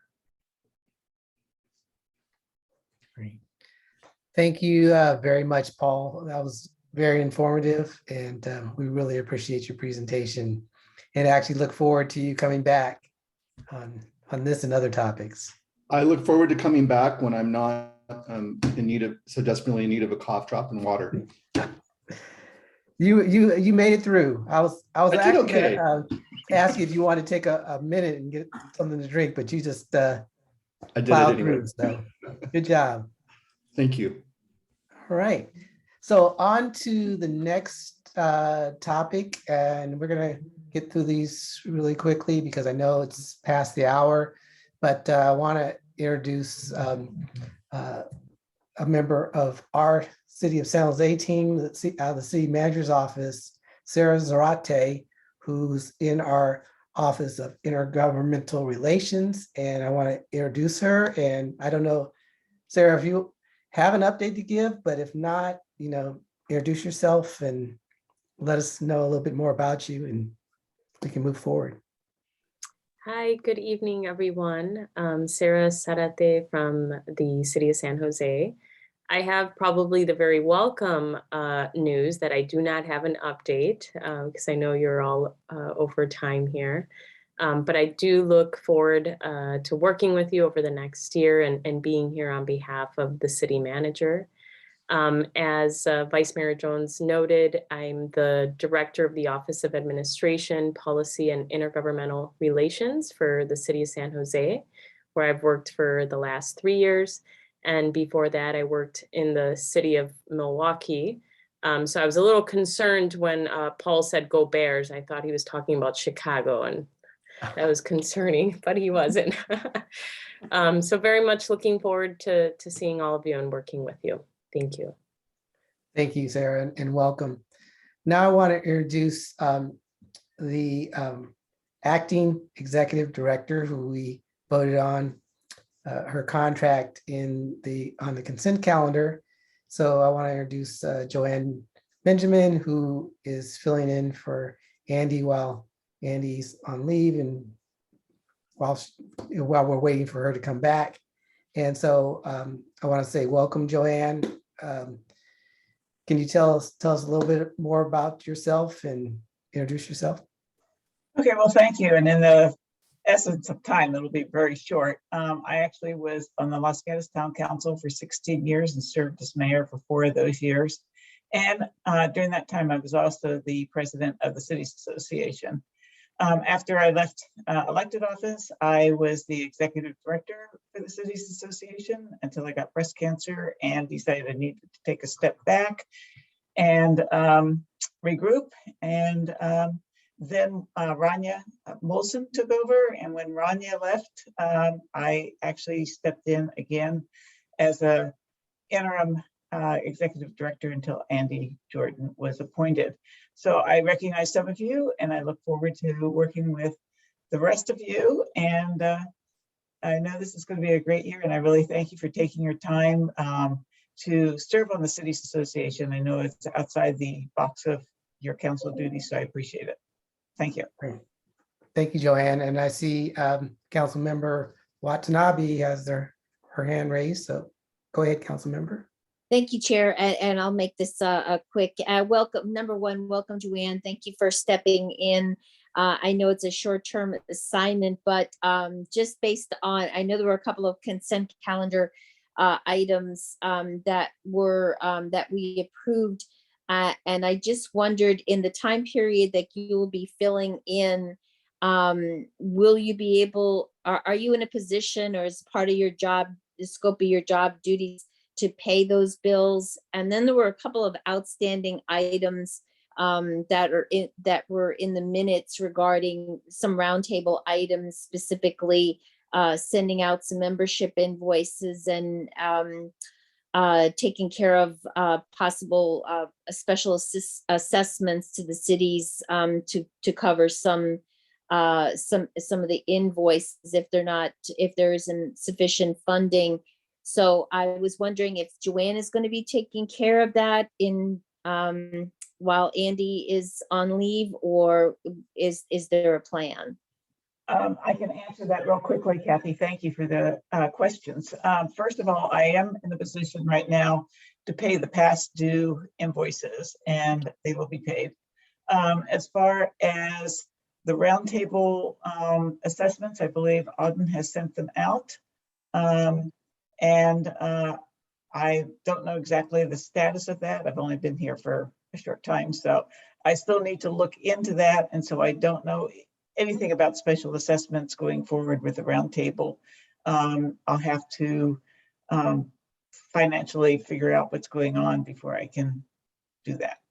Okay, but I get, you meant the membership invoices. Auden has sent out the membership invoices? The membership invoices have been sent out, and these have been received by most of the cities, and I'm trying to contact the ones that haven't. Great. Okay, thank you very much. Appreciate that update, Joanne, and welcome. Great. Thank you. Next is item 8, joys and challenges. So do any of my colleagues have any joys or challenges, preferably joys, but challenges to share with the group? And Mayor Wailea. Thank you, Vice Mayor Jones. I think you all heard my challenge. We are trying to work on the housing element. It's a very difficult situation in our community right now, and we are finding it a huge challenge. So any support, any help would be much appreciated. Thank you. Thank you. Mayor Rennie. I'll give you a joy. We just promoted our Captain Jamie Fields to police chief in Los Gatos. So we filled our missing police chief with a woman. As far as I know, she's the only hired woman head of police department in the county. So I'm proud that we are breaking the glass ceiling for women. Great. Thank you. Any other joys or challenges? Councilmember Burke. You're on mute. Yeah, thanks. Well, just a quickie for those of you who haven't seen it. The county monitors and has on their emergency website with the other COVID data sewage detection of viral loads of, in particular, Omicron. And for the last 4 or 5 days, it has been on a decline from its peak.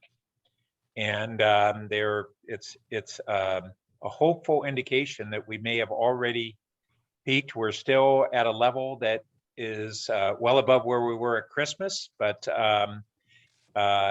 it's something that's an indicator that runs maybe several days ahead of testing data.